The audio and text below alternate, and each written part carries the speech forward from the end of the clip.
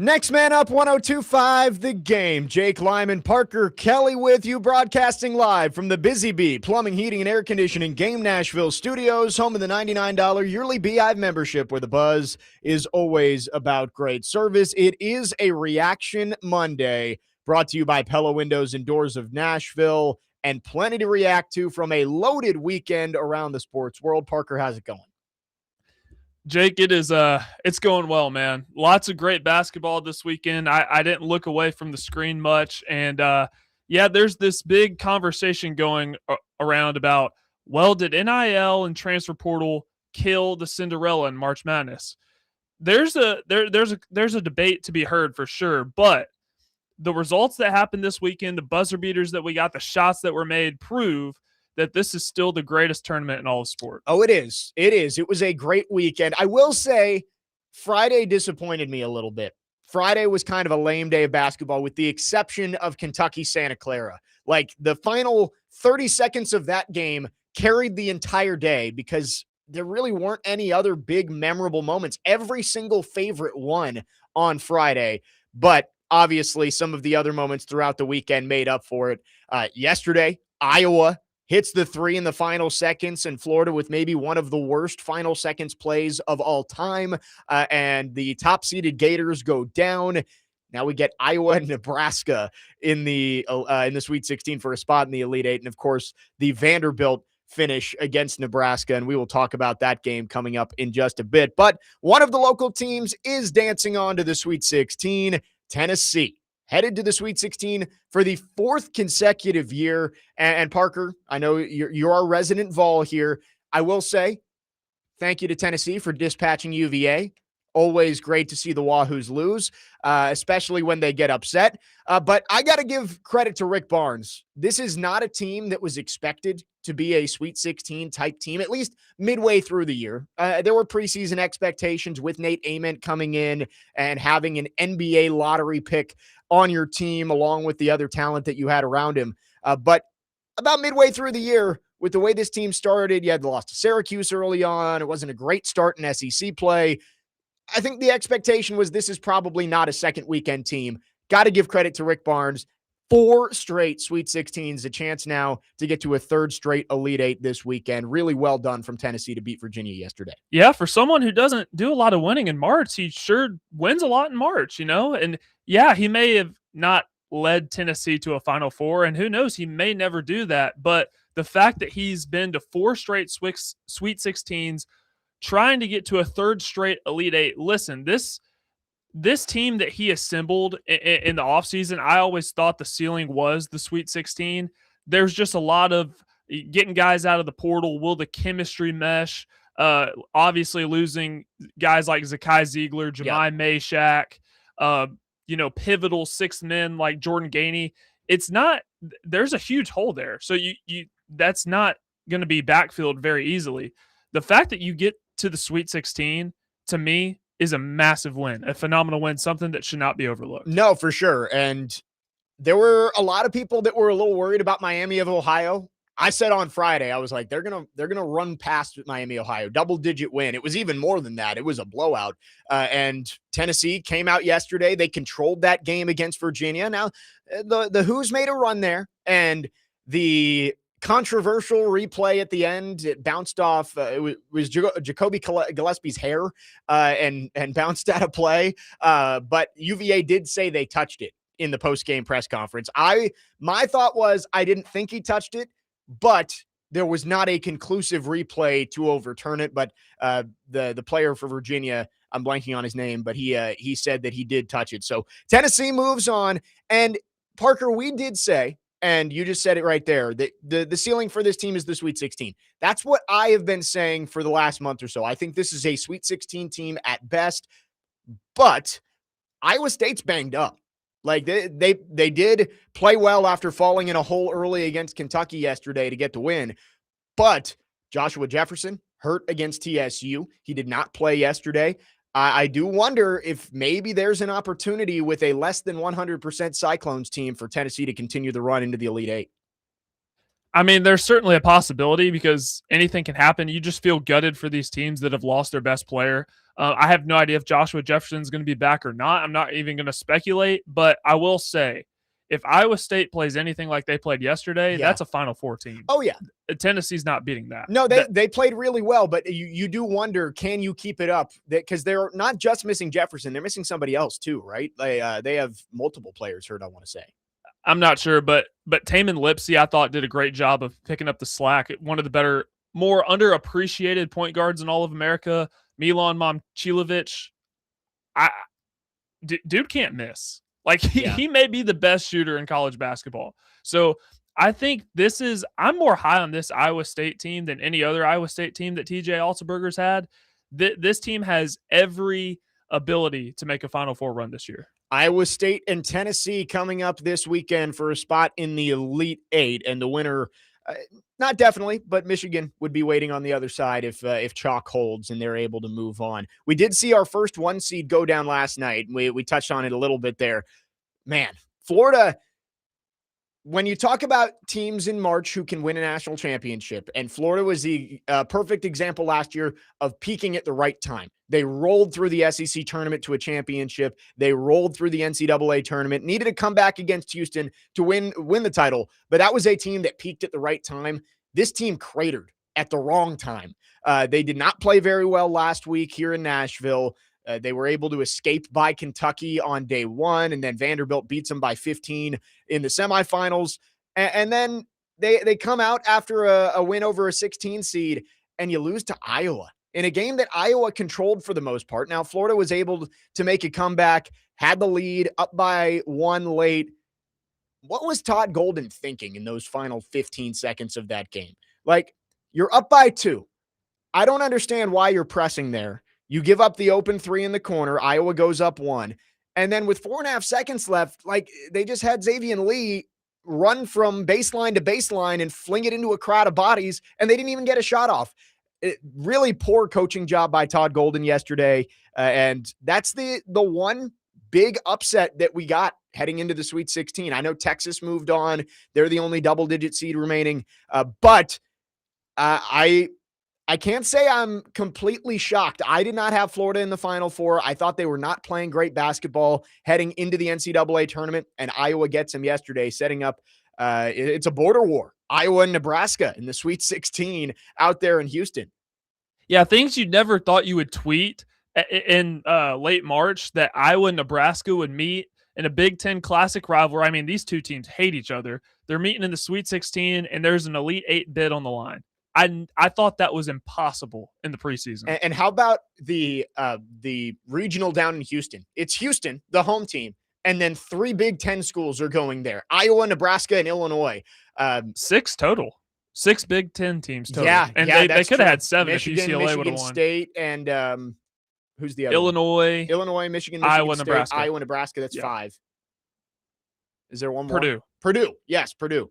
So, man, really well done from the Big Ten. And Houston, as I heard Joe Rexrode say, Houston better up their Busch Light supplies heading into this weekend with Iowa, Nebraska, and Illinois making their way down there. 615-737-1025 is the phone number. We'd love to hear from you. Any reaction from the opening weekend of March Madness? You can text or call. Our phone line's driven by WilsonCountyHyundai.com. We will talk about it later on in the show, but do just want to put it out there.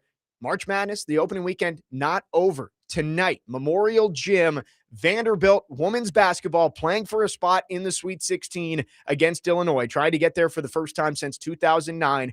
Come out and support this team.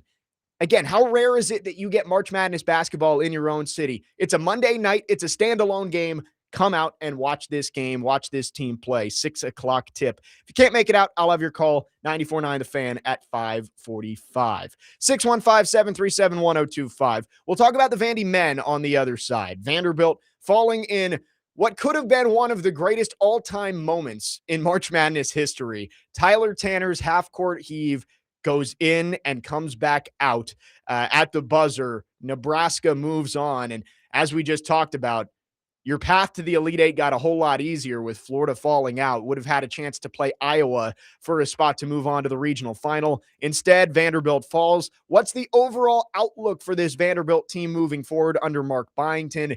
Is that the end of Tyler Tanner on West End? Or will the All-American come back for his junior season? We'll get into all of it coming up next. Jake Lyman, Parker Kelly with you on this Reaction Monday. Next man up, 102.5 The Game.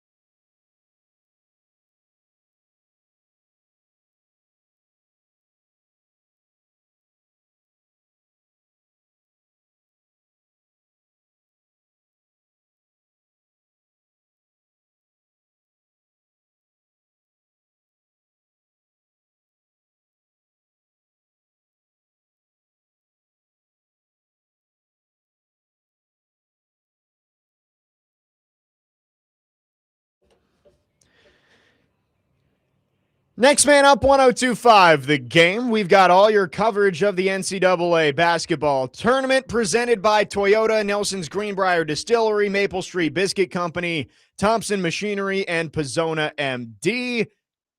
Great weekend of basketball overall. We'll have the Cinderella conversation in just a second because I know that's what's kind of dominating the discourse around the NCAA tournament is Cinderella dead? But Vanderbilt playing in one of the all-time thrillers in March Madness history on Saturday night. Parker, I don't know if you watched every second of that game. I was over at Memorial. Our game ended against High Point and made it back just in time for like the final 8 to 10 minutes of that game. And I just was completely locked in. I mean, that was an unbelievable finish to that game. Guys were trading buckets back and forth. Vanderbilt, after not really having a lot of clutch shot-making ability early on in that game, stepped up late. Tyler Nickel hit a couple of big shots. Tyler Tanner, of course, was great. But you get down to those final 30 seconds or so. Vanderbilt comes across in a tie game, 72-all. I wish Mark Byington would have called a timeout right there. I do. I am always of the opinion, unless you've got like a rush going the other way, like 3-on-2 or 4-on-3, and you've got numbers, I am always of the opinion in a game like that, that's a one-possession game or tied down the stretch, call timeout, set something up. Because Vanderbilt on that last possession, we can talk about the half-court heave, but it's a different game if you get points on that possession. And I would have loved for Vanderbilt to set something up instead of the discombobulated offense that we saw that eventually led to Nebraska getting that open layup to take the lead with 2.5 seconds to go. Yeah, I feel like it's pretty controversial because sometimes people just, ride the momentum, no timeout, let's just see how it plays out. And then others, if I was Mark Byington, yeah, hindsight's 2020. I probably would have called the timeout right there as well. But the shot making in that game, I mean, Nebraska was lights out. Nebraska was lights out in the first half, but they were just throwing haymakers in that second half. I truly believe this was the game of the weekend. And it's really unfortunate. I mean, we could talk about the half court heave from Tanner and how that's happened to him twice this year, but I mean, you cannot leave that game hanging your head if you're Tyler Tanner. No, not at all. And I think there are really two contenders for game of the weekend. That one, of course, and then Kentucky Santa Clara with the back-to-back three-pointers that ended up leading to overtime, and then Kentucky was able to pull away for the win. Those were the two best games of the weekend.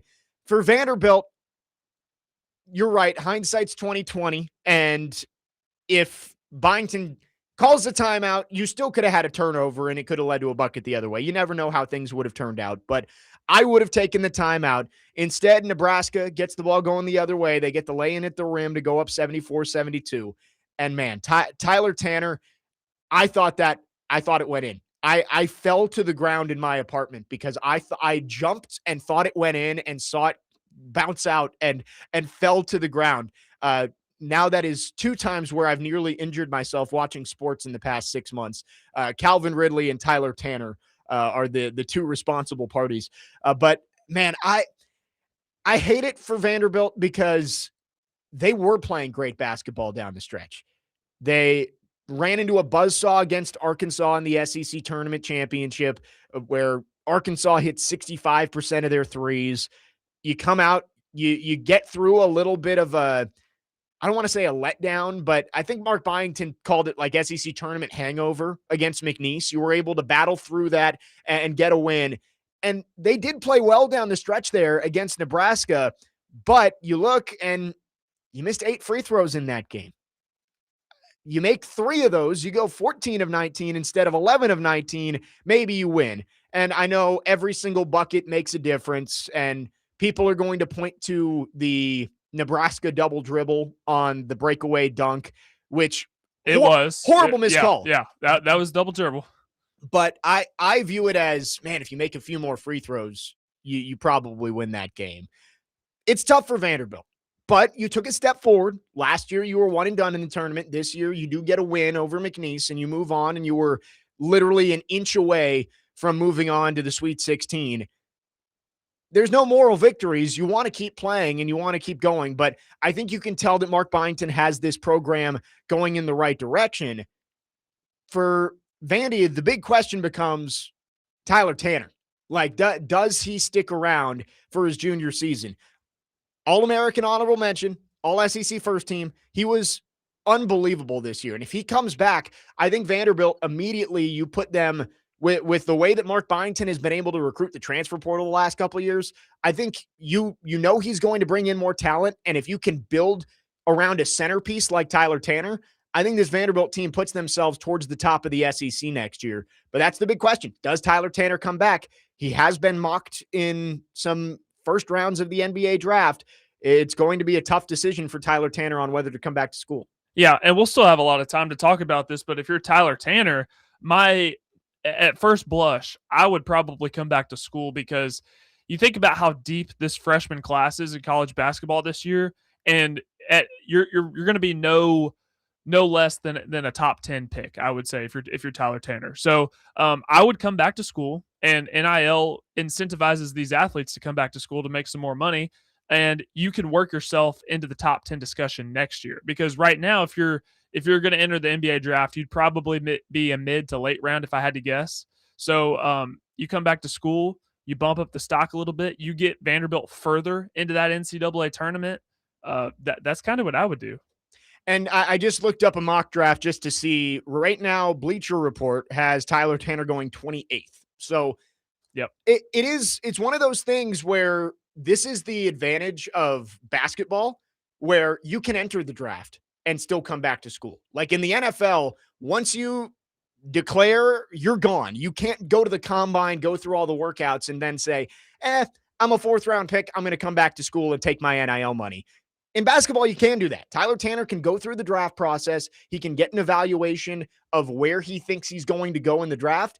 And if he's not going to be a top 15, top 20 pick, or wherever that line is for him, he can come back to school. But I think that's the biggest question for Vanderbilt is, do you get Tyler Tanner back? Because it is tough to build momentum as a program when you're relying solely on transfers every year. And you're likely going to have Chandler Bing back. I think I saw a report that he plans on coming back to Vanderbilt for his sophomore year, not going to go into the portal.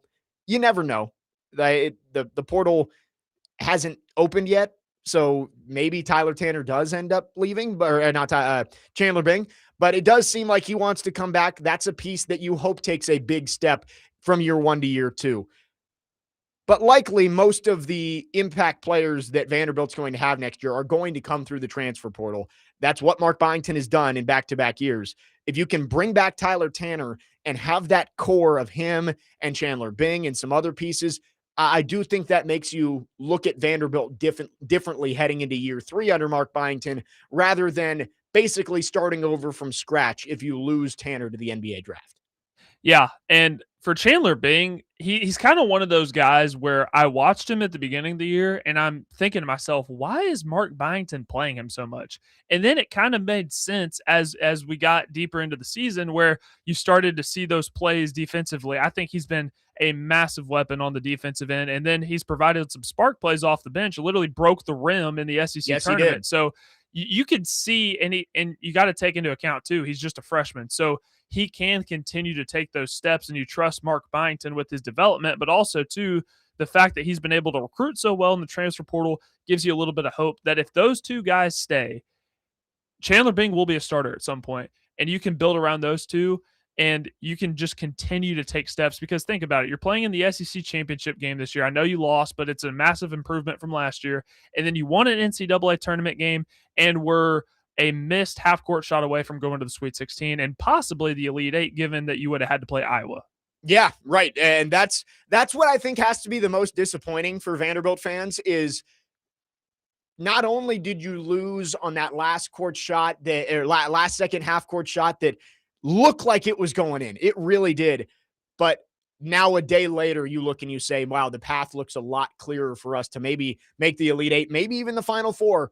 Playing Houston in Houston would have been tough to get to the Elite Eight, in the Elite Eight to get to the Final Four. But, man, brutal loss for Vanderbilt on Saturday. But I don't think it can let you – you can't take away from what was a great season for Mark Byington in year 2. And you hope that he continues to build up this program to continue to be a contender. 615-737-1025 is the phone number. Again, Vanderbilt fans, though, season's not over yet. March Madness continues tonight over at Memorial. Get out there. 6 o'clock tip against Illinois. Vandy women's basketball trying to reach the Sweet 16. We'll talk about that game later on in the show. But the big conversation around March Madness right now is Cinderella dead? Has NIL and the transfer portal killed these small mid-major schools making runs in the NCAA tournament? This is now back-to-back years where no 13 through 16 seeds have won a game.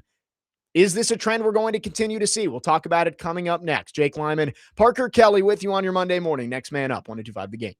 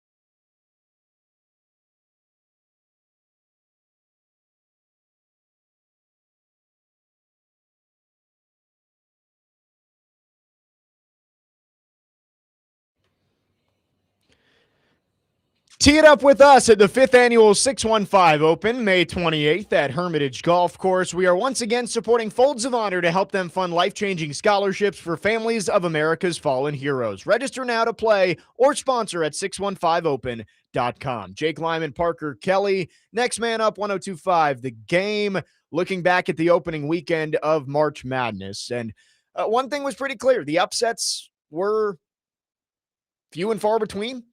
Friday, every single higher seed won. Yesterday, we got the big upset of Iowa over Florida. But outside of that, it was a lot of chalk. Tennessee upset Virginia. But when you look at it, only what? 1, 2, 3, 4 of the top 4 seeds didn't advance in the entire tournament. And like St. John's, I'd pick St. John's over Kansas. I thought St. John's was the better team there. So I think St. John's was even favored too in that game. Right. So I don't know if I would call that an upset. Yeah, Texas over Gonzaga, that's a big upset. Iowa over Florida is a big upset. Tennessee over Virginia, a moderate upset. Even though I think Tennessee was favored in that one, too, which I was surprised about. And then maybe but it was like 1.5, so it was basically a pick 'em. Right. So the question has been put out there of, is Cinderella dead? And there's always going to be upsets in this tournament. That's just what happens. And we saw it with High Point over Wisconsin the other day. And High Point played with Arkansas in that round of 32 game all the way down to the wire before Darius Acuff was able to hit the dagger and move the Razorbacks on to the Sweet 16. We saw Siena take Duke all the way down to the wire. So it's not like all of these games were blowouts between mid-majors and high-major teams. But Cinderella is clearly going to take a hit with the way that college basketball is formatted now. Back in the day, the reason that you saw Cinderella teams happen and you saw these mid-major 13, 14, 15 seeds make runs was because of the way the Blue Bloods operated versus the way the mid-majors operated. Blue Bloods, you took the highly talented players knowing you were only going to have them for a year or two, while the mid-majors, they would build up these 4-year rosters and have 5 22-year-olds playing against your 18 and 19-year-olds, and they were able to win those games. But now those 22-year-olds that were playing at High Point or Davidson or wherever, they're transferring and going to the high major teams to play with them and try and go win championships. So obviously that is going to hurt Cinderella. I will say I don't think it's dead, though. I think it's more of a coincidence that you've seen 2 years with no 13 through 16 seeds winning. Now, you may not have an Oral Roberts and a St. Peter's happen in back-to-back years like we did a few seasons ago, but I don't think this necessarily means that from here on out we're never going to see any of these mid-major teams make runs. It may just be a little bit less often. So, in conclusion, Cinderella's not dead, but Cinderella is probably not going to be around nearly as much as she used to be. Admittedly, I'm going to be a lot slower to saying that Cinderella is dead because people were saying that after last year's tournament when all 4 1 seeds made the Final Four, which, by the way, that was only the second time in history that's happened. Not going to happen again this year with Florida losing. So I think it's just too small of a sample size to say that Cinderella is dead. Yeah. But based on this year, I think it's fair to say that Cinderella's on life support. And I read a really interesting article by Dan Wolken over the weekend for Yahoo Sports, who honestly brought something to my attention that I didn't really think of, which, to be honest, I should have thought about more. What really killed Cinderella, or what really has Cinderella in the ICU? Maybe not NIL and transfer portal. That certainly doesn't help, but conference realignment.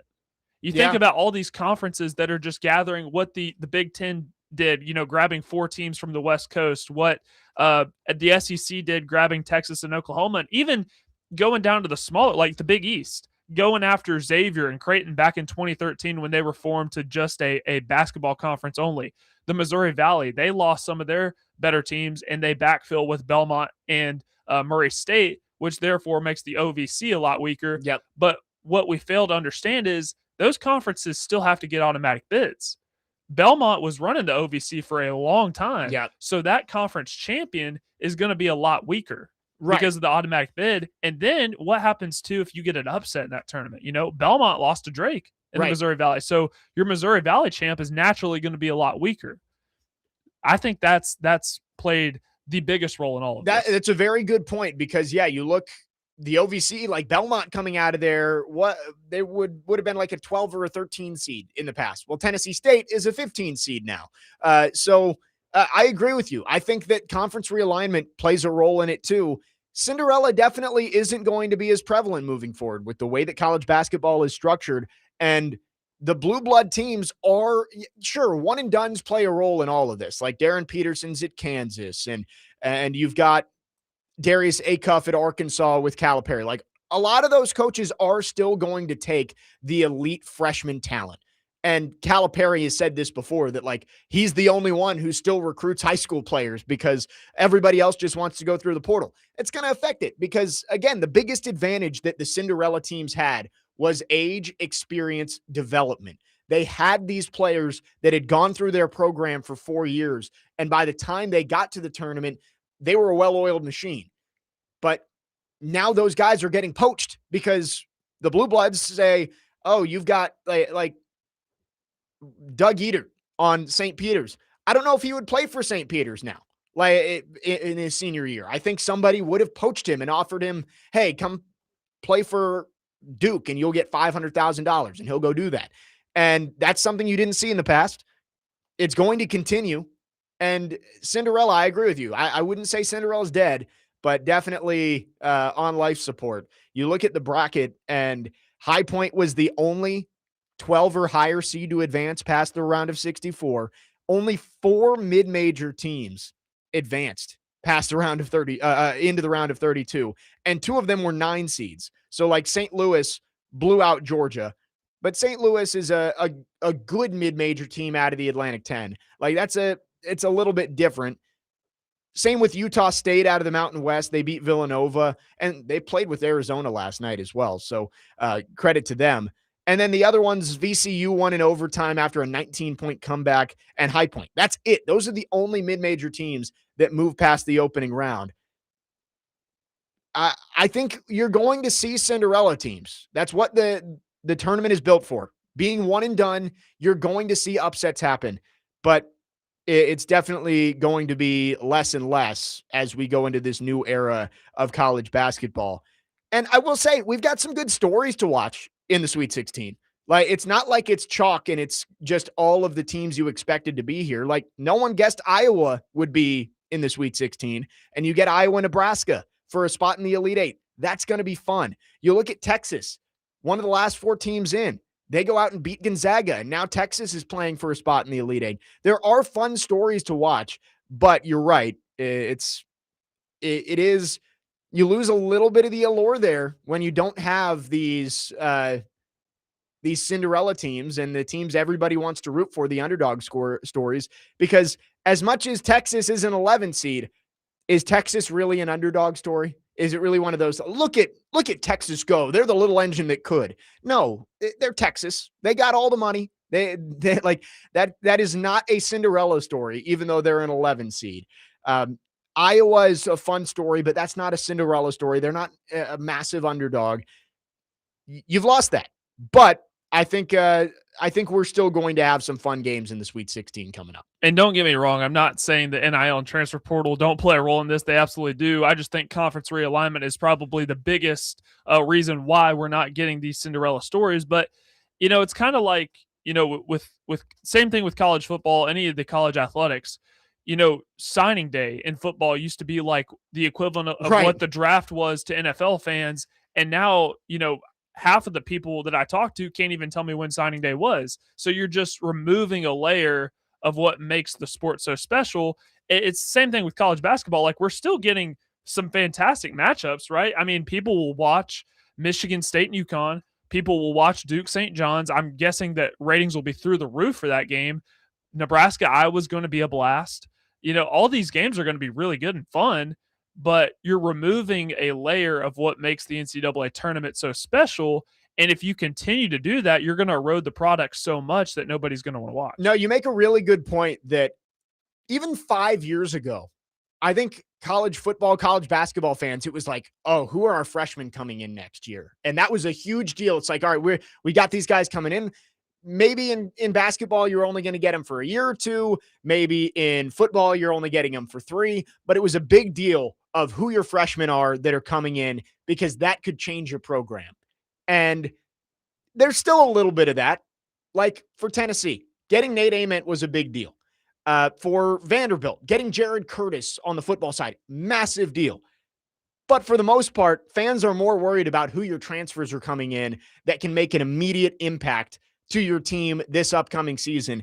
It is so much more a microwave world than it used to be, of you don't develop guys anymore. You let somebody else do that, and then you reap the benefits in the transfer portal. That's what it's become in college sports. 615-737-1025 is the phone number. Dustin from Hopkinsville does say that he had Iowa beating Florida. So there you go, Dustin. Well done. You're one of a million. One of a few that had it. I had Florida losing in the Elite Eight to Houston, which I felt like it was I did as well. It's a very popular pick. So your bracket's not busted or anything. No, so. no. But mine's not either. I think this is the first time in history my bracket's not been busted through the first 2 rounds. Yeah, my bracket wasn't good, but there's some potential there.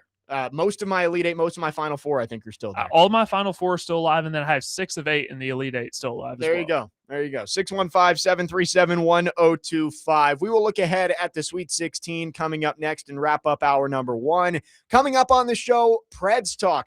I did predict it in our Monday headlines on Friday. I said the Preds would win both these games over the weekend. They would be in playoff contention on Monday. Here they are. They are in a playoff spot as it sits right now. We'll talk Preds in hour number 2. We'll talk some Titans and much more. Jake Lyman, Parker Kelly, next man up, 102.5 The Game.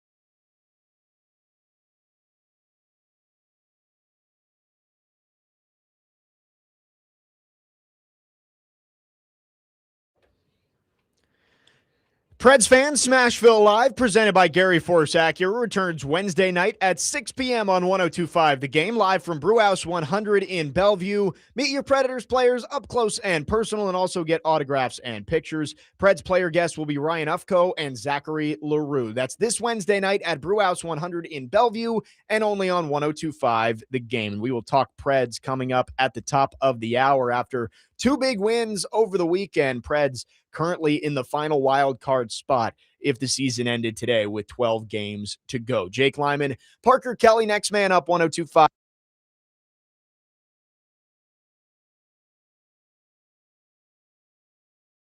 I've talked about is Cinderella dead?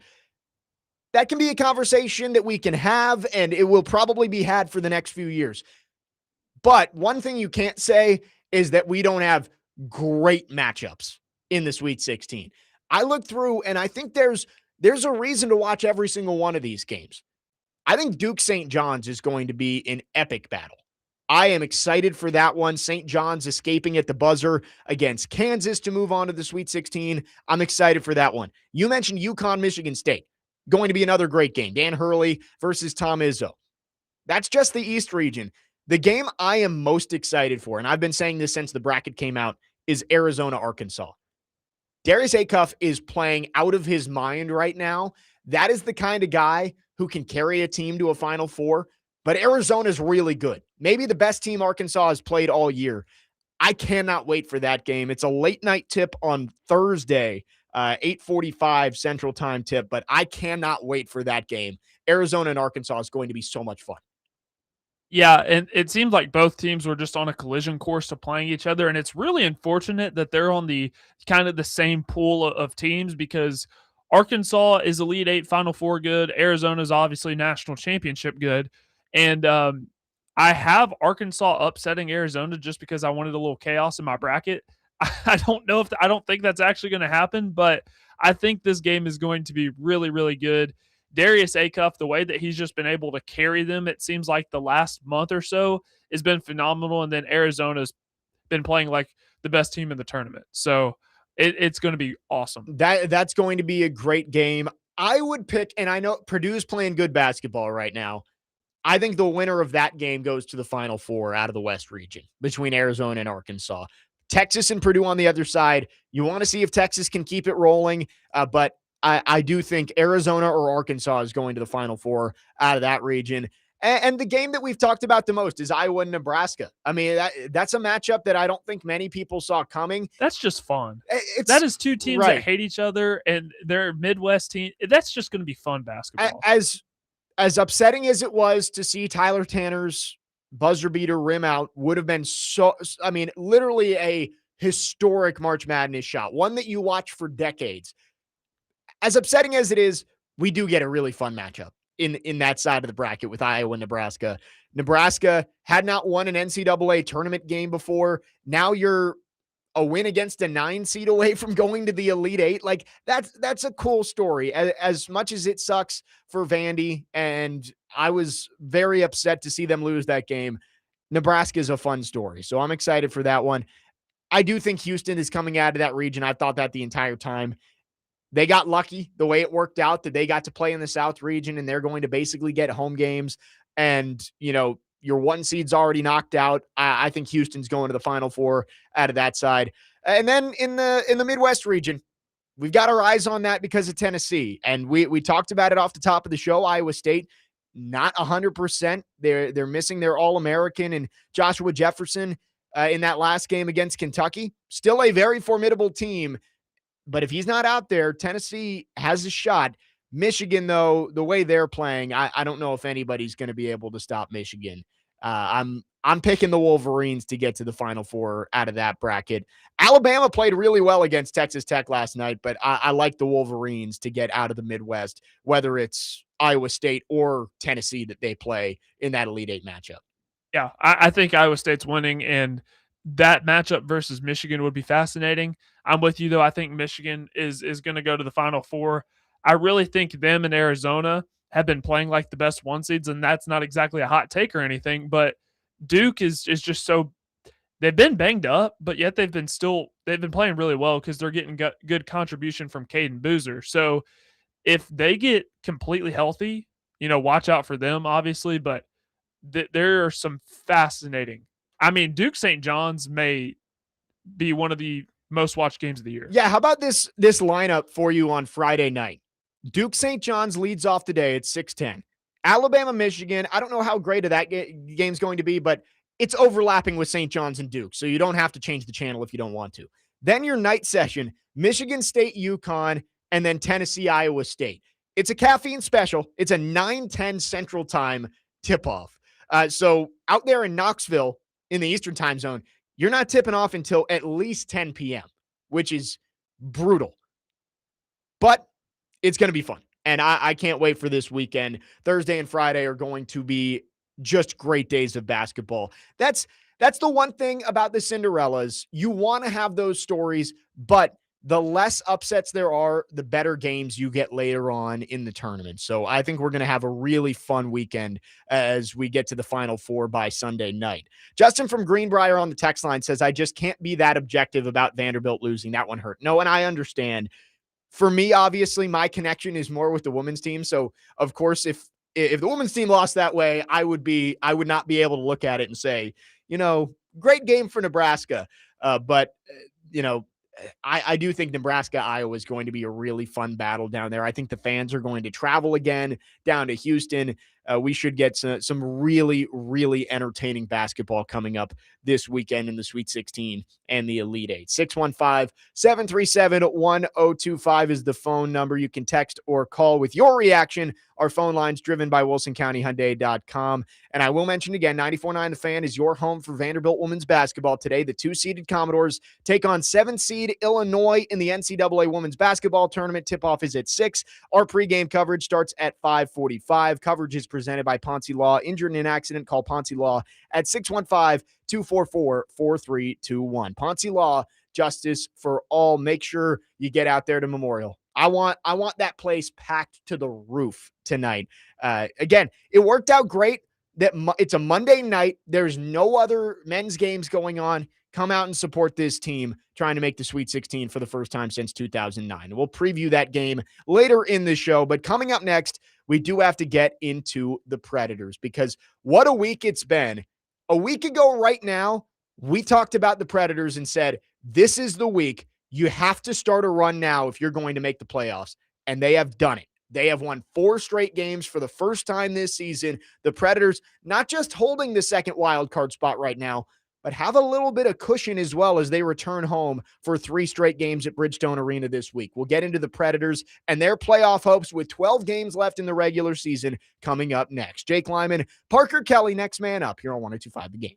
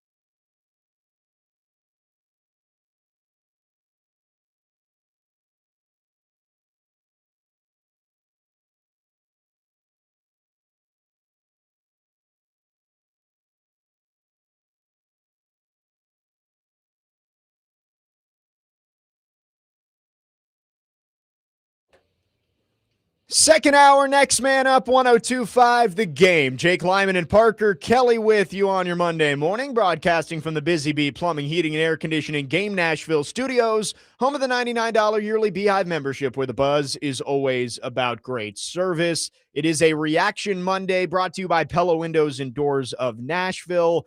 And we just reacted to the opening weekend of March Madness. Lots to get into there. But the big story around here this weekend, the Nashville Predators, a team that had been keeping you just in it enough to not completely give up on them, right? It was like, they're not losing enough games to completely fall out of it, and you start rooting for lottery odds, but they're also not completely in it enough that you can completely buy in on this could be a playoff team. This week they changed that. 4 straight wins for the Predators to move themselves into the second wild card spot, 75 points after winning back-to-back games against Vegas on Saturday, 4-1 at Bridgestone Arena, and then yesterday in Chicago, winning in overtime. Philip Forsberg with the game winner, 3-2 over Chicago. And I said last week that this was the week. If you're gonna make a run, it's got to be now. You're running out of time. There's a log jam of teams in front of you. It wasn't just that you have to catch Seattle. You had to get by LA. You had to get by San Jose. Now the Predators are in the driver's seat. MoneyPuck.com, 52% playoff odds right now, which I did not really think was something that you could look at and say a week ago today. That Seattle game on Thursday was massive, of course. That's a 4-point game. Preds getting that win was huge. Now 4 points up on Seattle. Then you go out and you win those back-to-back games. UC Saros being healthy and playing yesterday is huge. I was a little bit worried when Justus Onanen started on Saturday that they were going to end up having to go with Matt Murray on Sunday, but been absolutely awesome to see this Predators team start to make a run. Now, nothing is clinched yet. This team is still in a coin flip. We just said it, 52% playoff odds. This week is huge again. All of the weeks coming up are going to be important for this team as they try and scrape their way into the playoffs. But tomorrow night against San Jose, that's one of those games that could end up flipping this on its head. You lose that. Now, San Jose has fallen back a little bit, but they do have 2 games in hand. So they've played 68 games. You've played 70. Playing them at home, you play San Jose three times the rest of the season. I think you got to win this one tomorrow to make yourself feel good. And coming up at the beginning of April, you play LA in LA twice in about a 5-day span. Those are going to be huge games too. But Parker, it's really fun to come in here on a Monday morning after what's been a really up and down season for the Preds and get to say this team with 12 games to go would be in the playoffs as it stands right now. And whenever we're having these types of conversations, my mind always goes back to December and January when we were having these conversations about, man, the Preds season is over. It's done. We were ready to wrap it up and move on.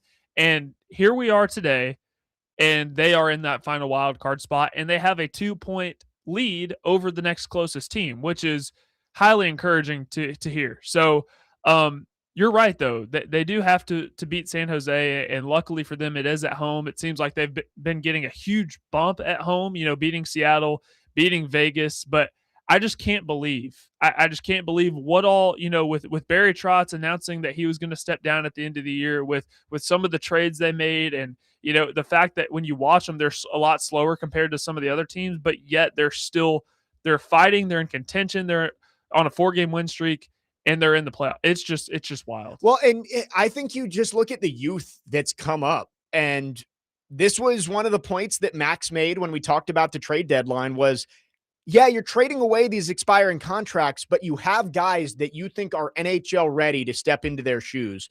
And the way Matt Wood has played as of late, I mean, just sensational. Ryan Ufko has been awesome stepping up on the blue line. So the youth movement, you talk about this team maybe being a step slower than a lot of these teams. Now you've got a little bit of that influx of youth and energy on this team. And I think that's been a large reason why they've been able to win these 4 games over the last week. But it hasn't just been them winning. They've gotten a lot of help. Like Thursday night, you beat Seattle. the Kings and Sharks both lose. The Kings did pick up a point in a shootout. Then on Saturday, the Preds win 4-1 over the Golden Knights. Kings lose to the Sabres. Sharks lose to the Flyers. Kraken lose to the Blue Jackets. Like, everything that you have needed to happen over the last week has happened. It's not over yet. You've still got 12 games to go, and you've got to play good hockey. But the sliver of a chance to make the playoffs that you had about 6 days ago before that game in Winnipeg now is a much larger chunk. And I think you're starting to look and say, if the Preds can just keep it afloat, you don't have to win 10 out of your last 12. You win 8 out of your last 12. I think you got a really good shot of playing playoff hockey, which would be a ton of fun. The one thing you look at now is, can you find your way into wild card 2? Like, that's what I would be pushing for now if you're the Preds. Obviously, you just want to get into the dance, and you've got an opportunity. But if you could get to wild card 2, I heard Robby talking about this at the end of their show on Robby and Rexrode, of if you can get to wild card 2 and get onto the Pacific side of the bracket, that makes this team a whole lot more dangerous. It's tough if you're wild card 2 and you're looking up at either Colorado or Dallas in the opening round, and if you somehow manage to escape that, then you're playing one of those two probably in the second round, or it could be Minnesota. That's a really tough path. But if you're wild card 1, if you're able to somehow get past Utah, who you do play again before the end of the season, then maybe you're playing Anaheim in the first round. Could be Edmonton in the second, which would, it's not ideal, but it also could be LA, or it could be, I'm blanking on who else is in contention out there. I guess Seattle is still. I'm blanking on the other team in contention. The Vegas, who Nashville just beat 4-1. So I think you look at it and you say, yes, you just want to get in. Considering where you were in November, December of this year, getting into the playoffs would be a massive accomplishment.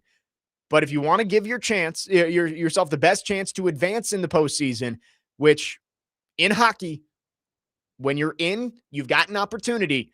You want to see if you can get to wild card 1. Not going to be easy. Still, I believe 5 points back of Utah. So it's not likely, but it's also not impossible. Not impossible. Utah with 80 points in 71 games. Nashville 75 points in 70 games. 615-737-1025. Let's go to our phone lines. Adam in Portland has called in. Adam, good morning. Thanks for calling. What's up, Jake? Hey, so I've been really hard on Saros, and I still contend that he and Ananen should be every other night. Like, Ananen was awesome this weekend, but Saros made some crazy saves yesterday. He looked so good. So, this is the way and that lady that came on your show a couple of weeks ago and was like, even if they sneak in, they're not really a playoff team. I thought that was the most crazy BS statement ever. And I think, dude, who wants to play Nashville right now? Nobody. I don't think there's a more dangerous team. We're young. They really can't prep for a lot of these younger guys because they haven't seen them. And we just look better, dude. So I'm looking forward to this team in the playoffs, man. I don't think anybody wants us right now. No, I agree. I think the Preds are dangerous, and I appreciate the call, Adam. The Preds are a dangerous team, but I do think as dangerous as a team can be, Colorado has 102 points in 69 games this year. Like, that's just, it's not a good matchup. And I know the Preds have played well with Colorado this year, but there's a difference when you get into the playoffs. And if I'm the Preds, you want to avoid Colorado in the opening round.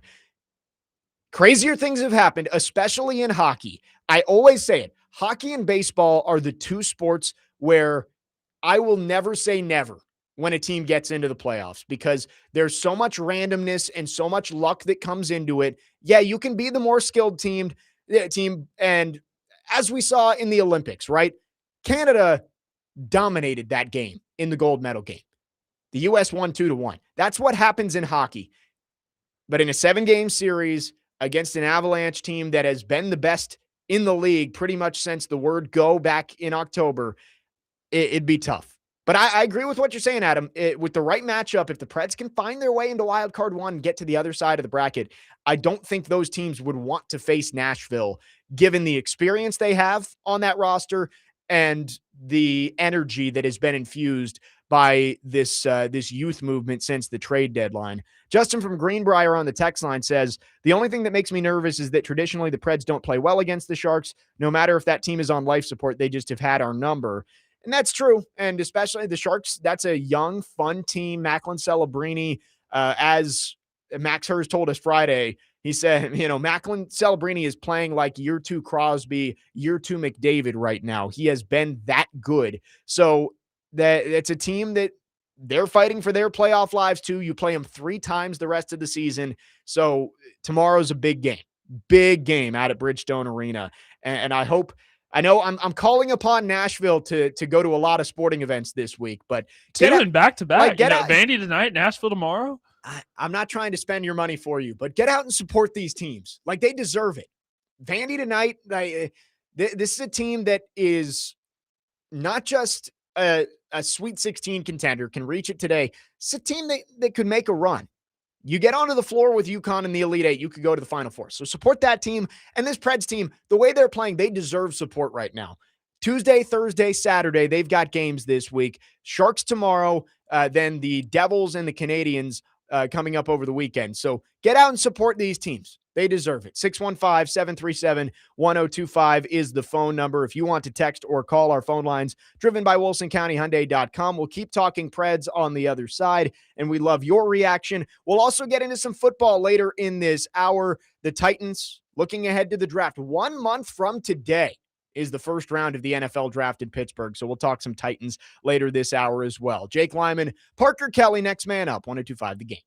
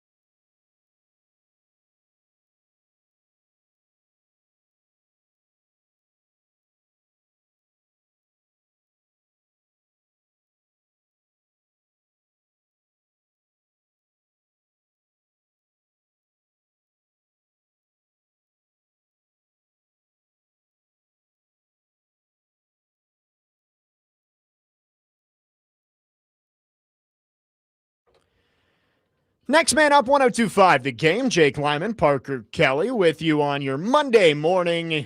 Really fun week of sports. March Madness, 4 straight days, got one more tonight. And then the Predators getting right back into the playoff chase and currently holding a playoff spot with 75 points after winning their 4th straight game yesterday against the Chicago Blackhawks. We had Justin from Greenbrier say that the Preds don't play well against the Sharks. Johnny on Twitter is disputing that, saying that the Preds have had the Sharks number lately. Heading into tomorrow, Nashville has won 13 straight games against San Jose. So I do not have the series history up there, but appreciate Johnny saying that it's actually the Preds who have had the Sharks number as of late. And that game tomorrow night at Bridgestone Arena, 2 teams battling for that final wild card spot, would be a huge win for the Preds. And the one thing that has really encouraged me about the Predators over the last week, and we talk a lot about the young guys coming up and how great Matthew Wood has been and how good Ryan Ufco's been since they've come up from Milwaukee. The thing that is encouraging me the most is Philip Forsberg is starting to score goals. And I know he scored 32 goals, so it's not like he's had these long droughts. But if you're going to win in April and into May, you need your goal scorers to be scoring goals. You need your best players to be problems for opposing teams. And Philip Forsberg is starting to show that he is back to being the guy that everyone expects him to be. And it was filthy, the game winner yesterday against Chicago. That is the one thing that is encouraging me the most, is that Philip Forsberg is scoring goals. And if he is going to be the type of player that we've seen over the last week, I think that makes the Predators even more dangerous as they come down the stretch here in this playoff chase. It is so funny because I went to a Blackhawks Preds game in Chicago 3 years ago, and Philip Forsberg hit the game winner then too. So maybe it's just a thing, like going to the United Center, Philip Forsberg, if they go to overtime, Philip Forsberg has to score the game-winning goal. Maybe it's just a thing. I don't know. And I know people around here hate the Chicago Blackhawks. Predators have won the season series against Chicago every year dating back to the sweep of Chicago in the 2017 playoffs. So the Preds, talk about having somebody's number. The Preds have dominated that rivalry with the Blackhawks. I know Chicago has been going through a long rebuild since the days of, Jonathan Taves, Patrick Kane, Duncan Keith, and Brent Seabrook. But like, it's been nice to see Nashville dominating that rivalry over the last decade. The Preds are in a good spot, which is not something I really thought we would be saying even a week ago, even 6 days ago, after the win against Winnipeg in the shootout. I still didn't feel great about it because that was a game that shouldn't have even gotten to overtime. And you look at it and you say, man, the Predators are hanging on for dear life, but do they have the juice to go out and make a run? These last 3 games have me feeling a whole lot better about this Preds team. UC Saros being back and knowing that injury is not going to be long-term is huge as well.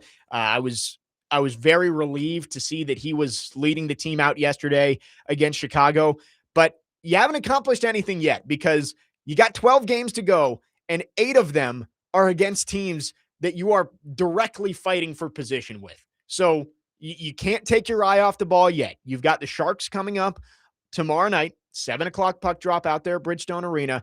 Then you get a little bit of a break from these Western Conference foes. You've got 3 straight games against teams that you are that are in the Eastern Conference: New Jersey, Montreal, Tampa. So still important games, but not your 4-point games. And then you go on this stretch to end the season. You're not directly battling with Anaheim. Anaheim right now is trying to win the Pacific, but like they're still in the conversation. 82 points. You're at 75. Your last 8 games of the season: Kings, Sharks, Kings, Ducks, Mammoth, Wild, Sharks, Ducks. Like, it's all the teams that you're fighting with. It's going to be a fun last April is stretch going here. to be a blast. At least I hope. At least if you're winning those games. The struggle is that the first 5 of those are on the road. You're at LA, at San Jose, at LA again, at Anaheim, at Utah to start off April. So it's going to be really fun if the Predators can keep playing the way they are. That starts with UC Saros. He's got to be the UC Saros that's getting paid $7.76 million a year. Like, you need good UC Saros over the next month. And you also need your stars to be stars. You need Philip Forsberg to keep scoring. You need Roman Josi to be the guy that he's been since he's gotten healthy. You need Steven Stamkos to get back to the absolute rocket that he was in late December and into early January, where it felt like he scored at least once every single night. You need your best players to be playing their best when you get down the stretch here. Because, man, again, going through that with April, the Kings are the biggest threat to you right now. They are right behind you in the standings. You have to play in LA twice in 5 days to start off April. Those games, I think, are going to be the ones, along with the Sharks. You still play the Sharks 3 times, and they have a couple games in hand against you. Those 5 games out of your 12, 2 against the Kings, 3 against the Sharks, probably decides whether you are playing playoff hockey this year. Yeah, no, I agree.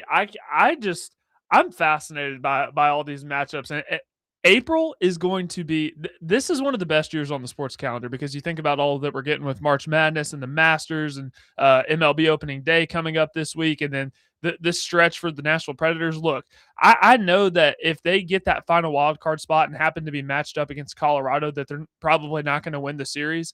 But playoff hockey, when it comes to Smashville, there's really not much like it. It's so exciting. So the fact that we're even talking about the Preds in that final wild card spot at this point in March, it's awesome. Yeah, and we've been talking about how Nashville has kind of had this void looking for a winner the last couple of years. And do want to give credit to Nashville SC, because they are playing great soccer right now. But this might get me in trouble. Not get me in trouble, but some people might not like it. Careful. This isn't a soccer town. Like that, I think it's don't let Nick Frazier hear that. And again, I don't want it to seem like I'm discounting it, because it's been really cool to see what they've done. The result last week against Miami to move on to the quarterfinals of the CONCACAF Champions Cup. We talk soccer on here. Do not want to take anything away from them, but it's more of a niche fan base for Nashville SC, right? Like it's not overwhelming when they get a big win. You're not seeing buzz all over social media. It's great. And I don't want to take anything away from them, but this is a hockey and football town. When the hockey and football teams are good, this city rallies around it. And I know there are people out there, and I've even had this thought too, and we've talked about it on the show, about a rebuild and wanting to tear things down. But this city is desperate for something to believe in sports. And the Preds, if they can get into the playoffs, I think that does a lot for the sports psyche of this town that has just been battered for the last few years with what's happened to the Titans, especially, and the Preds outside of the one playoff series against Vancouver. It hasn't been great. I am really rooting for the Preds to get into the playoffs, because I do think that this city needs somebody to rally around. And yeah, maybe they get swept by Colorado or gentleman's sweep and you lose in 5.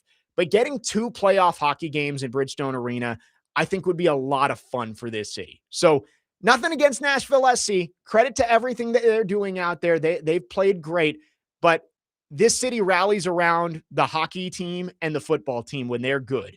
And I want to see the Preds playing playoff hockey this year. And I'll take it a step further. I feel like really, like when Nashville SC is playing Miami, that's really the only time that we talk about them in depth, you know? And because they play Miami, 7 times in the last 12 games or something like that? If Nashville SC goes and wins the CONCACAF Champions Cup, is that we'll probably do a couple of segments on it. Not that like sports radio is the end all be all, but like sports talk radio can kind of tell you what the fans care about. We do a couple segments on it. If Nashville SC went and won the CONCACAF Champions Cup, we do a week straight of shows if the Predators were getting close to it. Like, even if they get past the first round, we probably wouldn't talk Titans very much that week, because they'd be playing for a spot in the Western Conference Finals that week. So like the city loves the hockey team. I'm excited, even though I agree with what Adam has said of that franchise has never had a full-on reset and probably needs one at some point. Don't root for that now with 12 games to go and you're sitting in a playoff spot. Root for this team to go get into the playoffs, because playoff hockey is fun, and this city is desperate for something to believe in the sports world, because the Titans clearly haven't given it to them lately. Right. So if you have the Preds being awful at the same times that the Titans are being awful, it just the morale is so down. But the Yeah. fact that if we have the Preds at least making the playoffs, that gives the city of Nashville something to hold on to. And to be honest, this city deserves a winner. So I agree. And honestly, it's been fun that Vanderbilt has had one of, if not its best athletic year ever. Like, that's given the city something. But again, this city loves the hockey team. They love the football team. And the football team, well, we're getting to this in a second. There maybe are some reasons for hope for the football team, but they're probably not a playoff team this year. So if you want playoff sports in this town over the next year, it's got to come from the Predators, and I'm excited. I'm glad that they've been able to make this run, winning 4 straight for the first time this year. Preds with 75 points currently occupy wild card 2. Big one tomorrow night against San Jose. 615-737-1025 is the phone number. Speaking of hope for the football team, a lot of that rests on the shoulders of Cam Ward, and one of those shoulders banged up at the end of the year. Seems like he's starting to get back healthy. We'll talk about Cam Ward and his expectations for year 2 in the NFL coming up next. Jake Lyman, Parker Kelly, next man up, 102.5 The Game.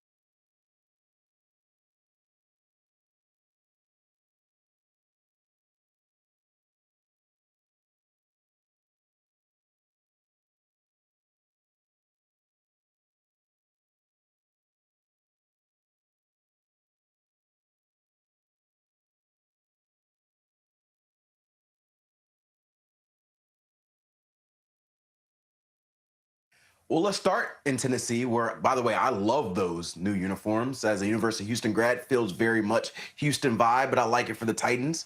Let's start with Tennessee, where the Titans had a big free agency period, but maybe their biggest news is their starting quarterback, Cam Ward, is back throwing the football. He resumed throwing this week with his personal quarterback coach, Daryl Colbert Jr. in Nashville. This was the plan. Last month was about building that lower body up. This month, he was cleared to throw coming off that sprained AC joint, and he should be good to go for offseason workouts. And look, he chose to be in Nashville all offseason, one, so that he could work on his rehab, but also so that he could get more time and getting comfortable with Brian Daboll's system. He really wants to get ahead. He knows that the offensive coordinator is going to allow him to be a playmaker. He loves what he did with Josh Allen in Buffalo and thinks that they can unlock some of those same things in year two. And then he gets a few more teammates to play with. The Titans were one of the most active teams in free agency, and he has a new number one target in Wan'Dale Robinson, a guy that Daboll had a lot of success with in New York, 90-plus receptions and back-to-back seasons. Now Ward has a weapon. Now he has new uniforms to wear, and maybe the Titans are going to be much more competitive than they were last season. That was Cameron Wolf of the NFL Network talking about Cam Ward, his rehab, and getting back to throwing the football. Year two approaching quickly for Cam Ward as a Tennessee Titan. Jake Lyman, Parker Kelly, next man up, 102.5 The Game. And we were just talking about the hope for the city, sports-wise. Love the hockey team. The soccer team's playing well. Don't want to take anything away from them. But this city wants the football team with the new stadium to get back to being a contender. And a lot of that falls on Cam Ward. You picked him first overall last year. That's the expectation is he's going to be the franchise quarterback. And year two is always a massive season for young quarterbacks. Rookie season, I think you're not necessarily looking for the guy to be a superstar. Be great. Like the CJ Stroud and Jane Daniels stuff gets talked about all the time of those guys came in and immediately made an impact and got their teams to the playoffs. They haven't quite been able to ascend as you expected them to since then. Jaden Daniels, a lot of that has to do with injuries. But I think you're looking for hope in year one, and you're looking to see, all right, does this guy show the flashes that we were looking for when we drafted him? And I think Cam Ward did that. Year two is the big year. Year two, you have to win. And that's the biggest thing for Cam Ward this year is, can he get this team back to playing competitive football? Because last year, outside of a few games, you won 3 games, but you weren't all that competitive against the good teams in the league. And you played a really tough schedule, but it's not like your 3-14 was because you lost 7 games by 1 score. You got manhandled by a lot of the good teams around the league. Cam Ward is going to be the biggest cog in this team getting better. Yeah, you've been able to raise the floor with some of the moves you've made in free agency and through trades. You bring in veteran pieces on both sides of the ball that I think makes this team a lot better. The draft is going to hopefully raise the ceiling of this team and bring in some more young, talented playmakers.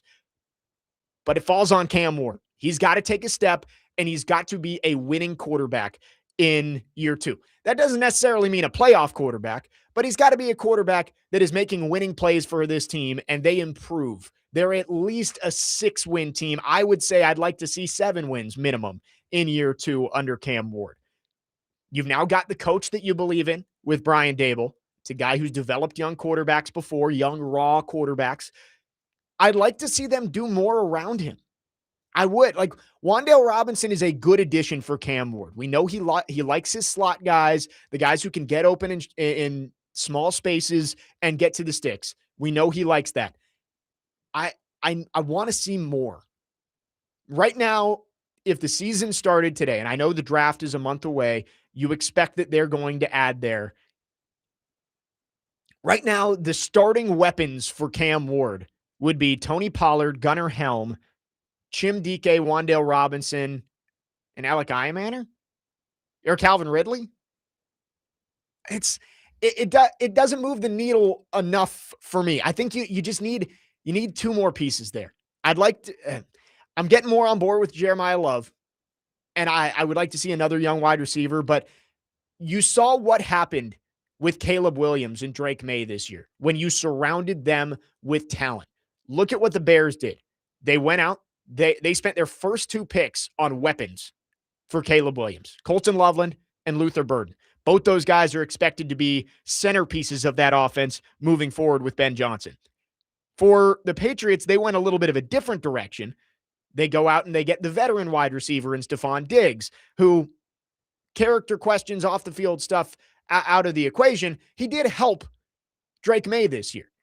I'd like to see a little bit more being done on the offensive side of the football. I think you've done a nice job defensively, adding to that front line, adding some depth and some high-end talent in the secondary. But I'm getting excited for the draft because I really do think the Titans need to give Cam Ward more options on the offensive side of the football, as well as protect him better, as we've had that conversation about the offensive line.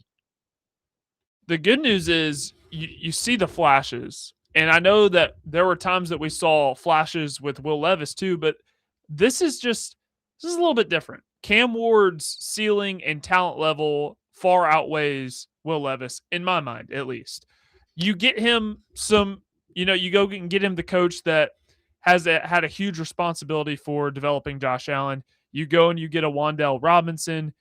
You go and you Gunnar Helm. I've been saying this since he was drafted, but I think drafting Gunnar Helm around the same time that you drafted Cam Ward allows them both to grow together around the same time. And if you look at Gunnar Helm's game at Texas for Quinn Ewers, he served as a safety blanket because he was never the fastest tight end. He was never the most athletic tight end, but he was very well-rounded at pretty much everything that you need a tight end to do.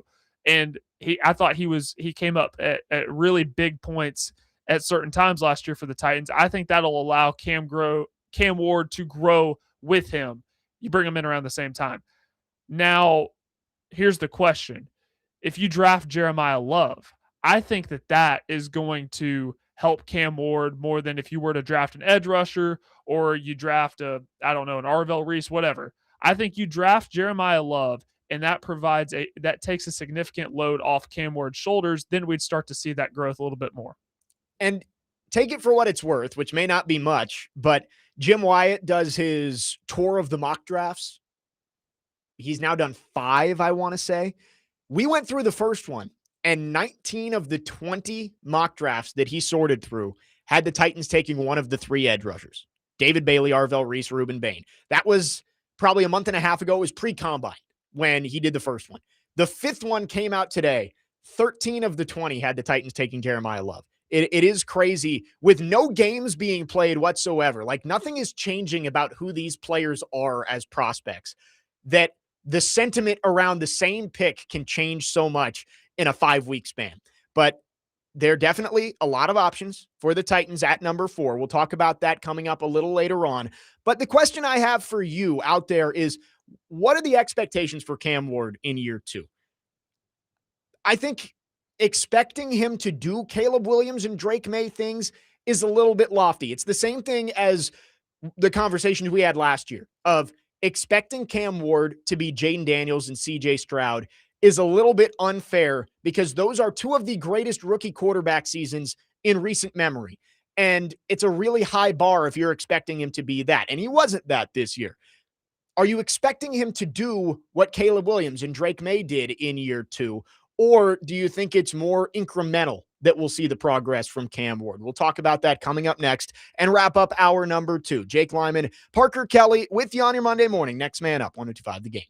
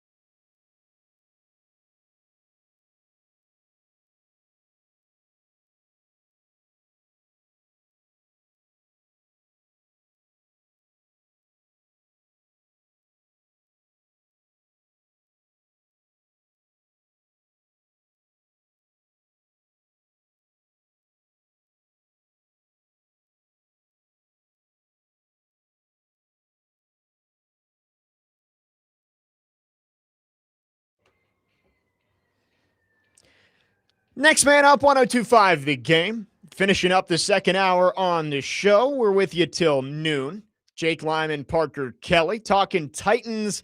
Cam Ward getting ready for year 2 in the NFL. Reports are, and we've seen videos of it, that he is back throwing the football after the AC joint sprain he suffered in Week 18. Good to see, and he should be a full go as he works his way into Brian Daboll's system with some new weapons around him for his second season. And I asked the question, and you can chime in, 615-737-1025, our phone and text line driven by WilsonCountyHyundai.com. What are fair expectations for Cam Ward in year 2? I think we do get caught up in some of the recent performances of first and second year quarterbacks because it's what the NFL has become. It is a microwave league when it comes to quarterbacks. I think it's unfair, but that's kind of it's just what it is. You're not getting 4 years to develop anymore like you did even a decade ago. 4 years is too much. These teams are ready to move on, as we've seen with J.J. McCarthy and Michael Penix this offseason. They haven't completely given up on him after 2 seasons, and really only 1 for J.J. McCarthy, but they brought in safety nets and they brought in backup plans because you can't get stuck on a quarterback that you aren't sure is the guy. We saw it with Anthony Richardson last year. They brought in Daniel Jones, and now Anthony Richardson is on the outs, likely going to be traded somewhere if they can find a partner.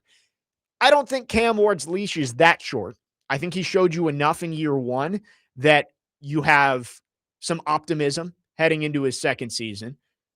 And he was the number 1 overall pick. I don't think this isn't a year where you're like, all right, if he doesn't completely show he's the franchise guy, we're moving on. But he's probably only getting 3 years. And I think you really want to see a jump in year 2. Now, that jump doesn't have to be Drake May sized, where you're runner-up for the MVP and playing in the Super Bowl in year 2. That'd be great. I don't think anyone would complain about that. But it's not something that you can fully expect in year 2 from Cam Ward. I think you need to see incremental improvement from Cam Ward this year. I'd like to see, this is very subjective, so this may not be the best way to put it, but I think if you're the Titans, you want to be confident that Cam Ward is a top 15 quarterback in the league this year. Doesn't have to be top 10. But I think coming out of this year, you should feel like, all right, that's a playoff level quarterback that we have.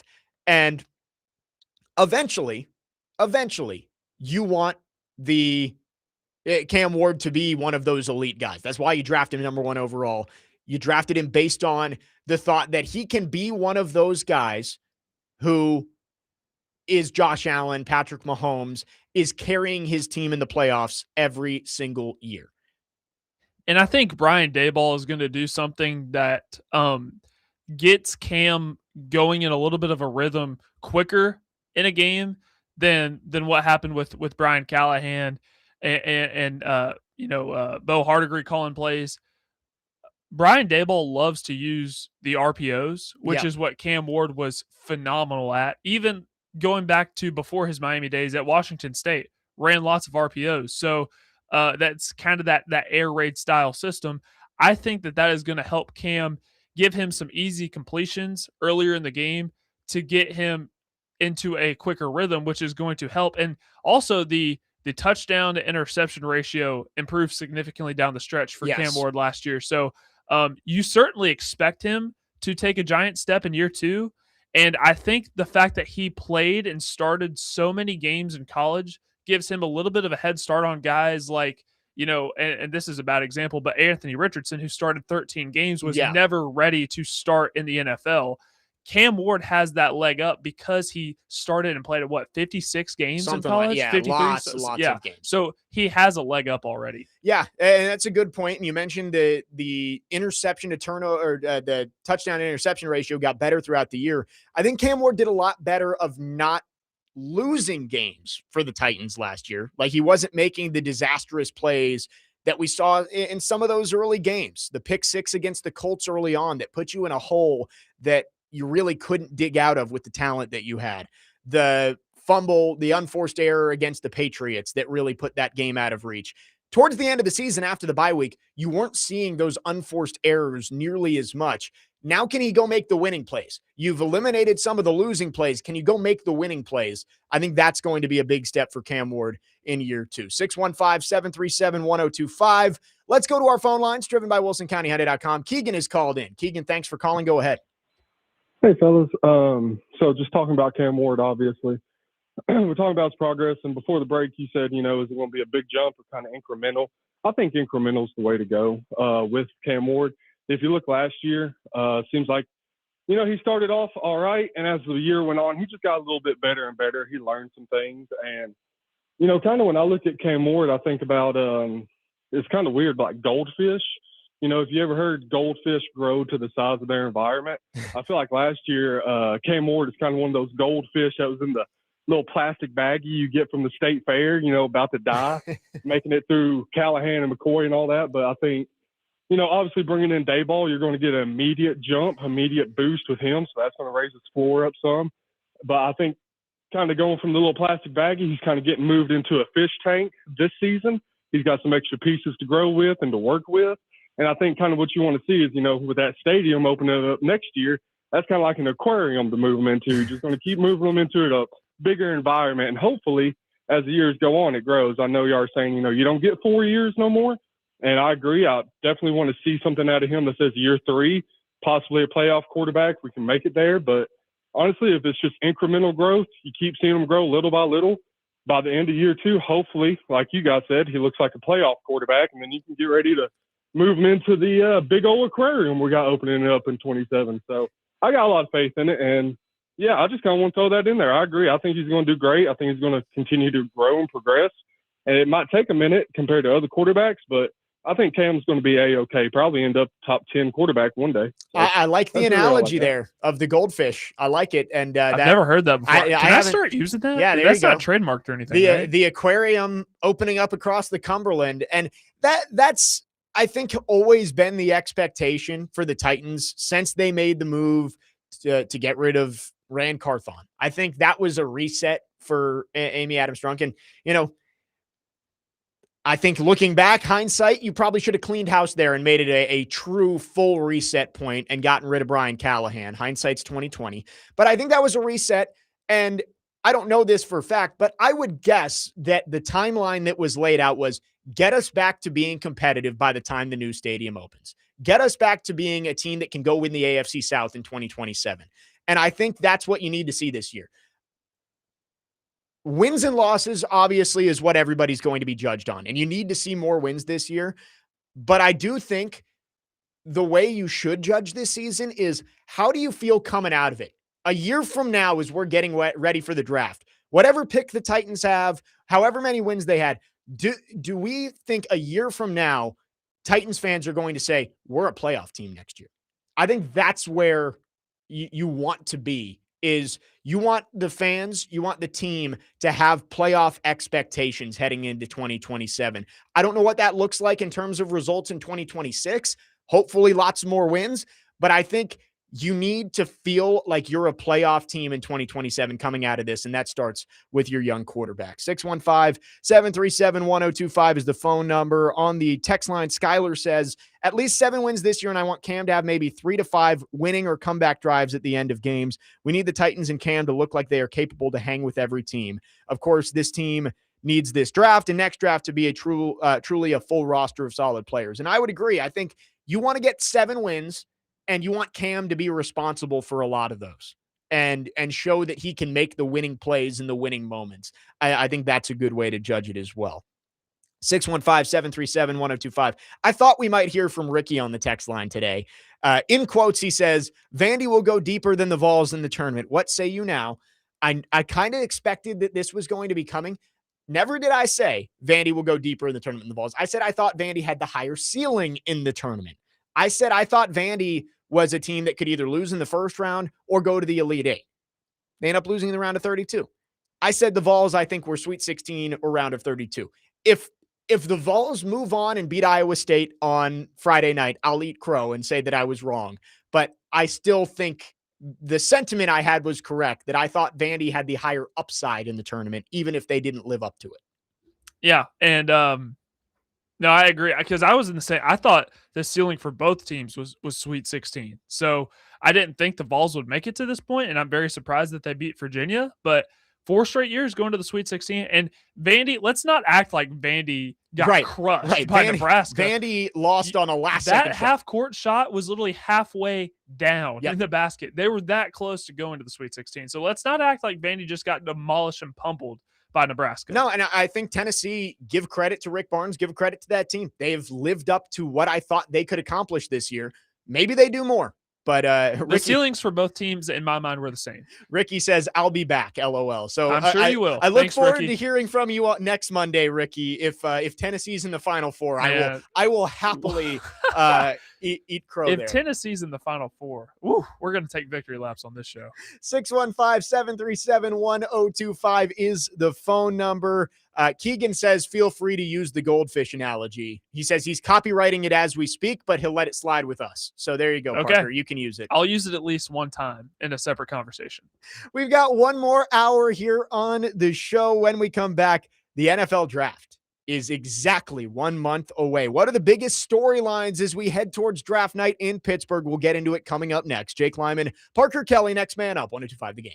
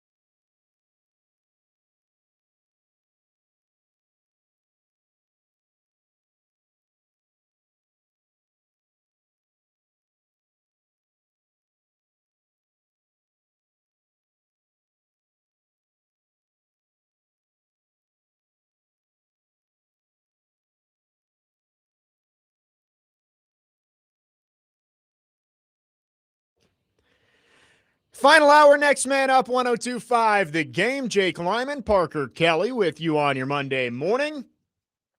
Talking NFL draft here to start off the final hour of the show. I will say we've got basketball underway for the rest of the day. Alabama and Louisville. Winner goes to the Sweet 16 up there in Kentucky. I am very glad that we did not get the 11 a.m. draw for tip-off. That is tough to start off this early. But tonight, 6 o'clock out there at Memorial Gym, Vandy and Illinois for a spot in the Sweet 16. We are broadcasting live from the Busy Bee Plumbing, Heating, and Air Conditioning Game Nashville studios, home of the $99 yearly Beehive membership, where the buzz is always about great service. Parker, I can't believe we are a month away from the draft. 1 month from today. First round in Pittsburgh. It's going to get here before we know it. There's going to be so much discourse about that 4th overall pick until then, but we're getting close. We are getting close to draft day, and lots of excitement, surely, as we are now 31 days away.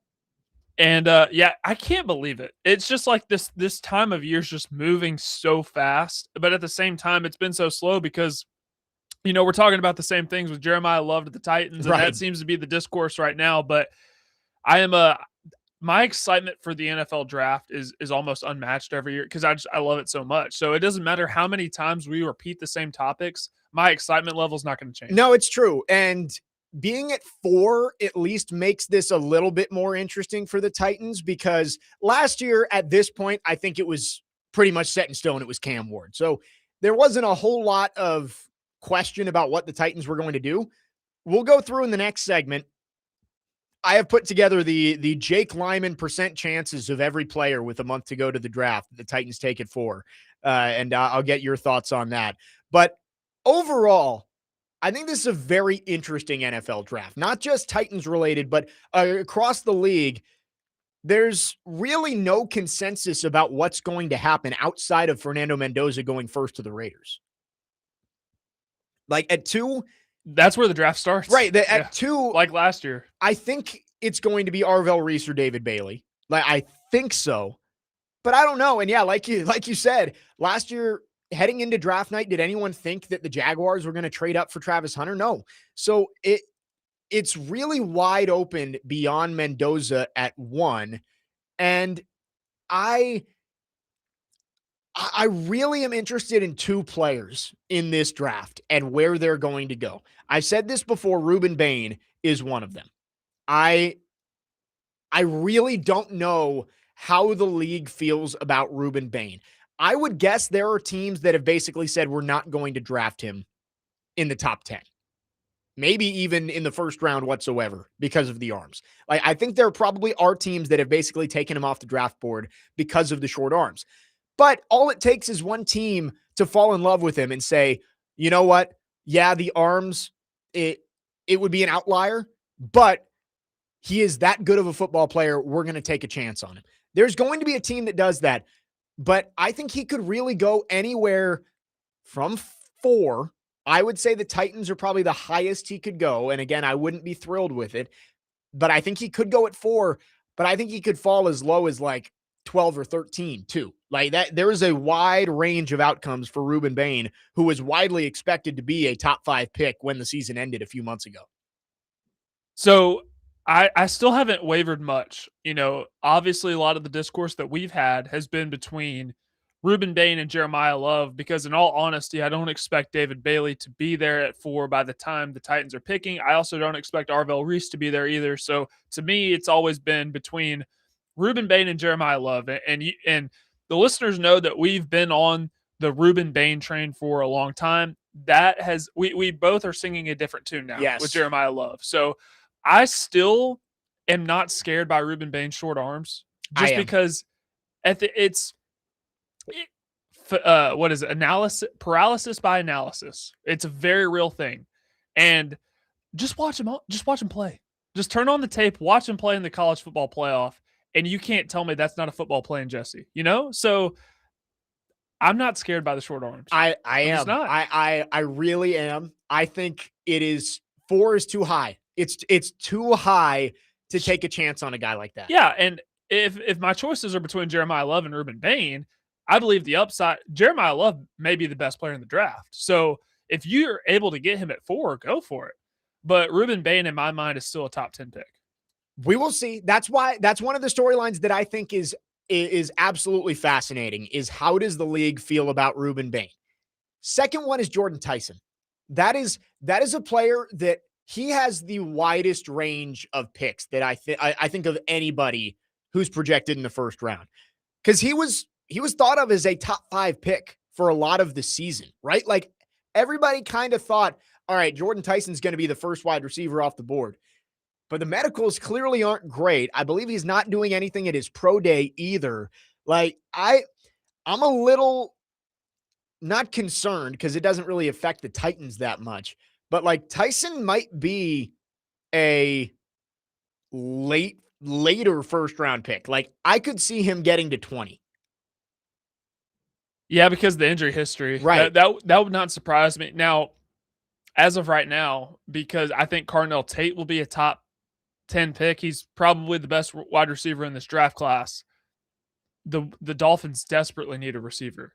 So I could see them taking Jordan Tyson at 11. I will say, I think it's going to be Tate and Lemon off the board. Maybe even like a Denzel Boston goes before Jordan Tyson. Like, wouldn't that be something? I wouldn't say I'd pick that, but I think it's more possible as the medicals continue to raise red flags for Jordan Tyson. So with a month to go before the draft, those are the two guys that I am most interested to see how far they fall. Ruben Bain and Jordan Tyson, because clearly talented players.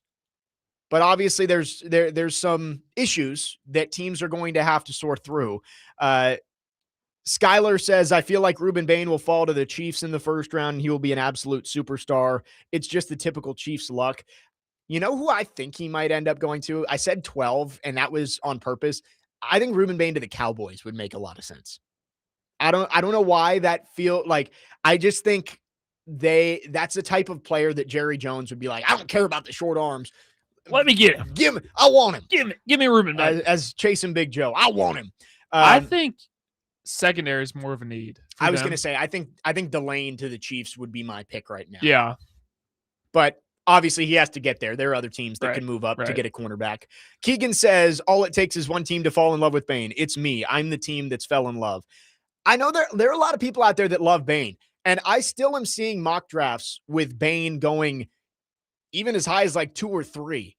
I just don't see it. I think he is a borderline top 10 pick in this draft. And that's why when Frazier had Ruben Bain going second to the Jets, I about fell in my chair back here. He had a couple of those in our mock draft. Jadarian Price going in the first round as well. But hey, guess what? The next day, I was watching NFL Network in here. Daniel Jeremiah's newest mock draft. Guess who was going 32 to the Seahawks? Jadarian Price? Jadarian Price. Oh, my gosh. Just like Nick Frazier predicted. Now, is Jake Slaughter going in the first round? Jake Slaughter was not going in the first round. Okay. That was the wildest one we got from Nick Frazier last week. 615-737-1025 is the phone number. All right. Titans are at number 4 in this draft. We're a month away. I'm going to give we'll update this a little bit throughout the next month, but I'm going to give my percent chances for the players the Titans pick at number 4. We'll do that coming up next. Jake Lyman, Parker Kelly with you on your Monday morning. We got a few more segments with you here on Next Man Up, 102.5 The Game.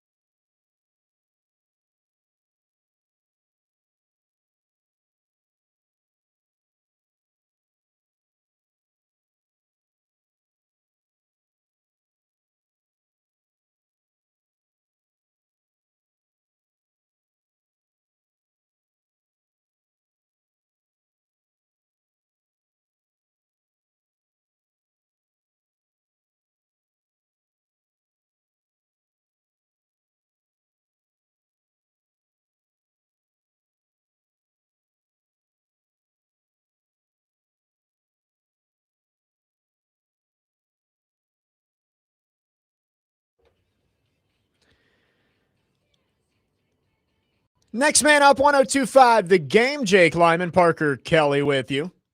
The NFL draft 1 month away. Out there in Pittsburgh, Titans picking 4th overall. And we're going to have a lot of discussions over the next 30 days getting ready for draft night. Who's going to be there for the Titans? Who are they going to pick to add to Cam Ward and this young team they're building? And I've got 4 players. And I'm going to give you my percent chances I think the Titans take them with a month to go to the draft. So these will fluctuate as we go along. Number 1, I think the most likely player the Titans take at number 4 is Jeremiah Love. I'm going to say 40% chance they take Jeremiah Love. So if I had to take the field versus Love, I'd take the field. But if I had to pick one player, I think it's Jeremiah Love. The smoke feels a little bit too thick for it to just be a lie trying to get people to trade up. And I also don't know how many teams are going to be all that juiced up to trade up for a running back in the top 5. So I think the smoke is real. And Parker, something we talked about with TD last Thursday is usually the running backs who go early, it's like telegraphed. Like last year, everybody knew the Raiders were taking Ashton Genty. A couple years ago, everybody knew the Falcons were taking Bijan Robinson. It feels the same way with Jeremiah Love. So I'm going to say 40% chance the Titans take Jeremiah Love at number 4. So not quite a majority, but it's got a plurality. It is the most likely player I think the Titans pick is Jeremiah Love. Coming in shortly behind him is David Bailey. I think there is a chance David Bailey gets there to 4. And I do think if David Bailey is there at 4, I think the Titans take him. But I think it's more likely Love gets there at 4. So I've got David Bailey at 35%. So 75% chance, in my mind, it's going to be one of those 2 guys. Jeremiah Love, David Bailey. Does that seem fair, Parker? Like, I think those are the 2 most likely guys the Titans take. That does. And I'd say the percent for Jeremiah Love, I'd probably have it just a tad higher. Okay. But I think it's pretty fair overall. I struggle with the fact that given the combine that David Bailey had, given the type of athlete that he is, that he'll be around there at 4. There's always a chance, though, because surprises happen all the time. Yeah. I'd say it's pretty fair. Looking at what people are projecting, the odds right now, Mendoza's going 1. There's no question about that. Right now, Arvell Reese is the favorite to go number 2. So the Cardinals, that's kind of the wild card at number 3. They could go a whole lot of different directions. I would guess they'd go David Bailey, but if he gets there to 4, I think the Titans would have a hard time passing up a guy with his production and his frame as a pass rusher. So I've got 40% for Jeremiah Love, 35% for David Bailey. Arvell Reese is next. I'm going to say 15% chance it's Arvell Reese. I do struggle with it a little bit because if he is there at number 4, I would be surprised. I do think the Jets are going to take him at 2. It's going to be one of Reese or Bailey at 2 for the Jets. If he gets there, I don't know if it's a slam dunk that the Titans take him, though. It's going to depend on how Robert Saleh feels like Arvell Reese would fit into his defense. There is a little bit of a concern of, are you getting Micah Parsons or are you getting Isaiah Simmons? Like a guy who's positionless can be good, but it also can end up leaving the guy with nowhere that he really fits. So I have Arvell Reese 15% that the Titans take him at 4. So that gets us to 90%. I am putting Ruben Bain on this list. Ruben Bain at 5%. I still think it's possible the Titans take him. I do just think 4 is too high. I think there are going to be more valuable players available to you at number 4 than Ruben Bain. So while it's not impossible, I'm putting it very low. 5% chance the Titans take Ruben Bain. So let me ask you something. If it were to play out this way and it comes down to Arvell Reese or Ruben Bain, you'd have more confidence in the Titans taking Arvell Reese. So, like, Love's off the board. So, Love's off the board. Bailey's off the board. Okay, so let's say Bailey goes 2. Cardinals take Love. Man, Reese versus Bain. That's tough. It's really tough. You're betting on production versus projection. And I hate when teams take guys like Shamar Stewart last year, right? Like, he had 4.5 career sacks in college, and you're just betting based off his testing numbers, you're like, oh, he'll sack the quarterback in the NFL, even though he didn't sack the quarterback in college. So I usually will lean production over projection, and that's why I'm higher on David Bailey, because not only does he have the traits and the size and the speed, he's also got a 14.5 sack season at the college level. Reese versus Bain is tough. I would go Arvell Reese. I would. So I don't think the Titans would seriously consider it, just because I don't think he's going to play true edge rusher. And if you're looking at what Saleh wants his edge rushers, his defensive ends to do, they want them to stick their hand in the ground. Right. And I think it would be doing a disservice to Arvell Reese, because I don't think that's his natural position. I think it would be a disservice to ask him to stick his hand in the ground. I think he's more suited to be a linebacker. No, that's true. And I don't know. I don't know if he would be the best fit, but I do look at Arvell Reese, and I think the ceiling is way higher than Ruben Baines. That's fair. He's certainly. But I agree what you're saying. Developmental guy. Would Robert Saleh want Arvell Reese? Because he might be one of those guys. Like I said with Isaiah Simmons, I know Simmons was more like safety linebacker combo rather than pass rusher linebacker combo. But like, do you end up with a guy who you have nowhere to put him? Kind of one of those positionless, right? Micah Parsons and type players. Well, positionless can be good, but it also can be bad. It just depends on. I just don't think, and it's not that I'm out on Arvell Reese the player. Like I'm fine. You know, I think he's going to be awesome, but it's just where he would fit into this new scheme that they're running. I would feel more comfortable in the last Titans regime wanting to take a chance on him versus this one. That's a good point. You know, and I agree. That's why I'm 75% on Love or Bailey. Yeah, that's what I think it ultimately boils down to. I think it's going to be one of those two guys. Like if I had to guess, I would take Love and Bailey versus the field. Because what we do know is out of the Titans' favorite top 4 prospects, it's Jeremiah Love and then it's edge rusher. We don't know which edge rusher it is. Right. We just know that that's the position they're looking at. Right. So that's my chances. 40% Jeremiah Love, 35% David Bailey, 15% Arvell Reese, 5% Ruben Bain. And if you're doing math and saying that only adds up to 95%, I'm leaving 5% for the field, because strange things happen in the draft every single year. And there's a chance the Titans fall in love with Sonny Styles and say that is a game-changing linebacker that Robert Saleh loves having in his defense. We're taking Sonny Styles. Caleb Downs could end up being the pick. I doubt it, but it's possible. Maybe they love Carnell Tate. I don't know. I'm leaving 5% open for the field.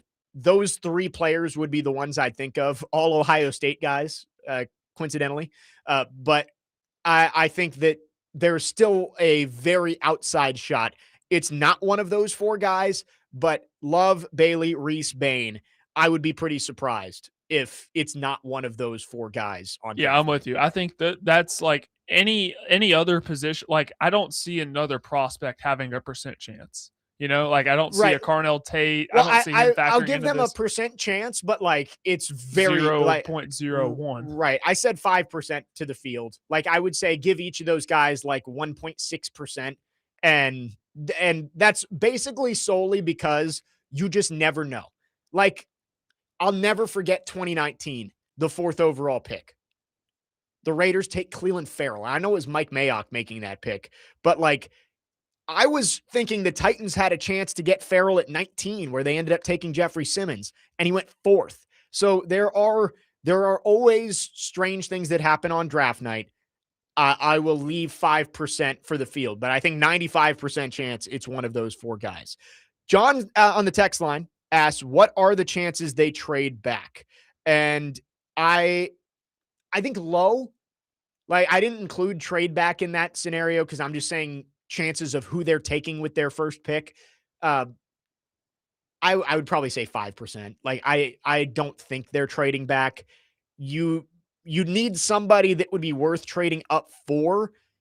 And I guess maybe somebody wants to get up in front of the Giants for maybe Sonny Styles or Caleb Downs, but are you trading up? Are you giving up draft capital to go get a safety or a linebacker? I don't think so. I think if the Titans showed legitimate interest in Caleb Downs, that there could be a trade back option, but I think all of us know the Titans aren't actually considering drafting Caleb Downs. So I don't think there would be a trade back option there. Yeah, I'm saying I would say very low chance of a trade back. Again, Maybe there's one with Love if the Commanders have some interest or something, but the Commanders have all the they have a lot of running backs all over the there. teams that you thought would trade up have invested pretty heavily in running backs And this the offseason. Chiefs just got Kenneth Walker. Yeah, the Saints so got that eliminates a ETN. trade back option. So I think trade back is a very low possibility. Not again, we don't know because outside of the number 1 overall pick, or in some years the number 2 overall pick, when there's multiple quarterbacks, you don't see trades before draft night. So we won't know until the Titans are on the clock, but I would say unlikely. 615-737-1025. We are a month away from the draft. Those are my current percent chances that I think the Titans take each player at number 4. Jeremiah Love, 40%. David Bailey, 35%. I got Arvell Reese at 15, Ruben Bain at 5, and then 5% for the rest of the field. I think it's Love or Bailey. And I think that's pretty fair. 615-737-1025. We got a couple more segments with you on this Monday. Jake Lyman, Parker Kelly, next man up. 102.5 The Game.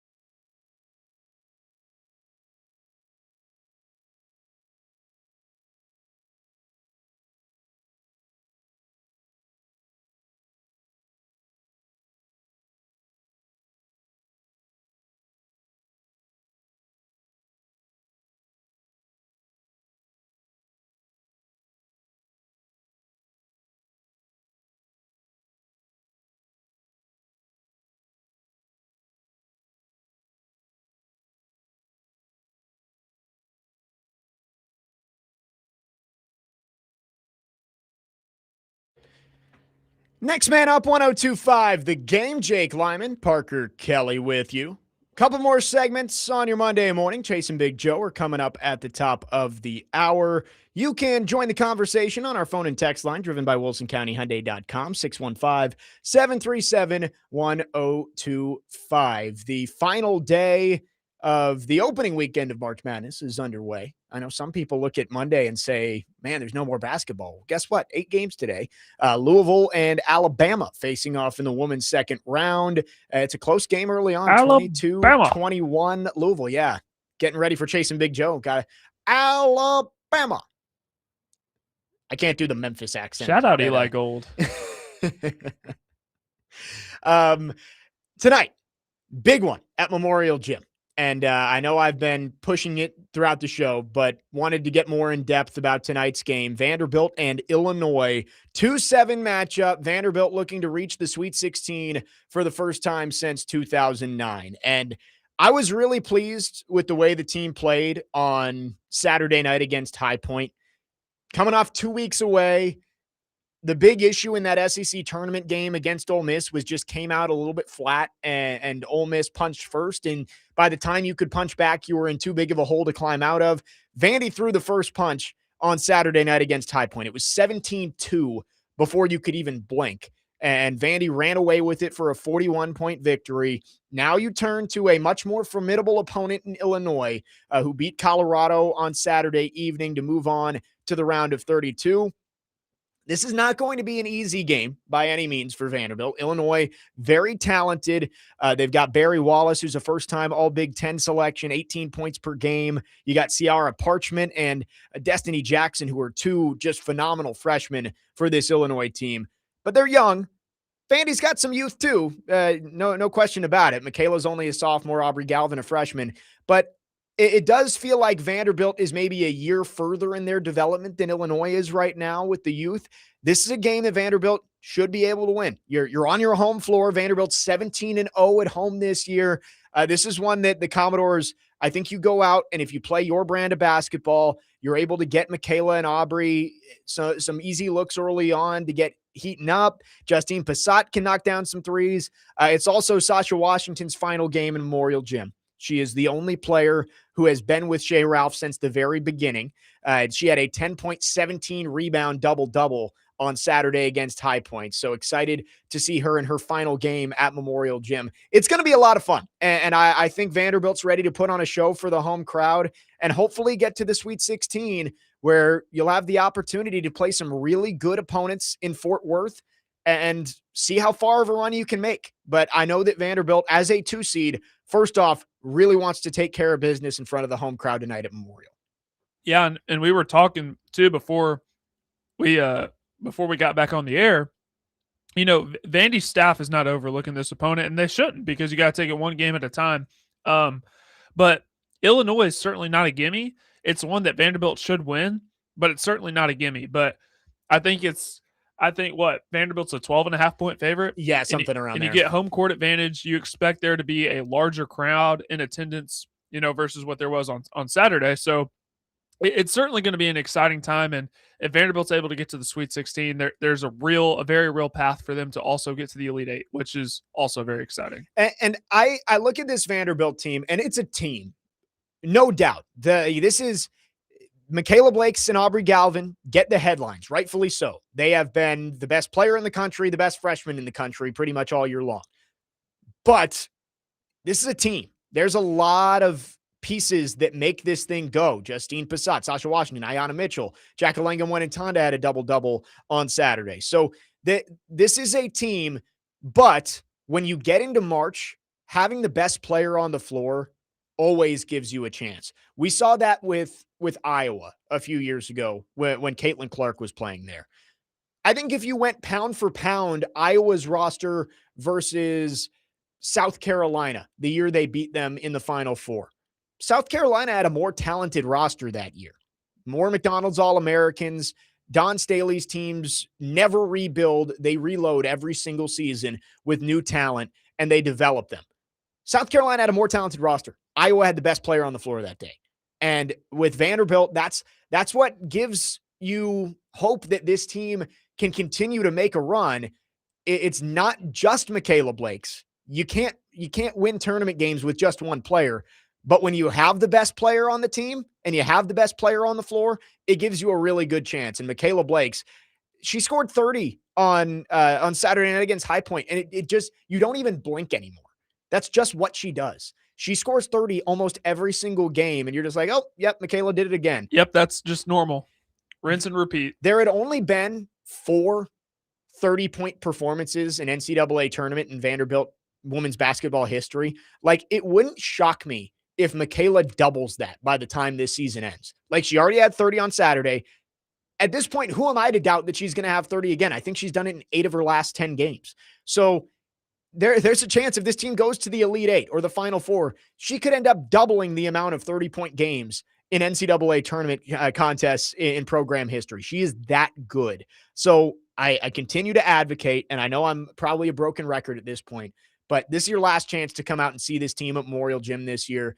Pack that place because this team deserves it, and there's a lot on the line. You're trying to go to the Sweet 16.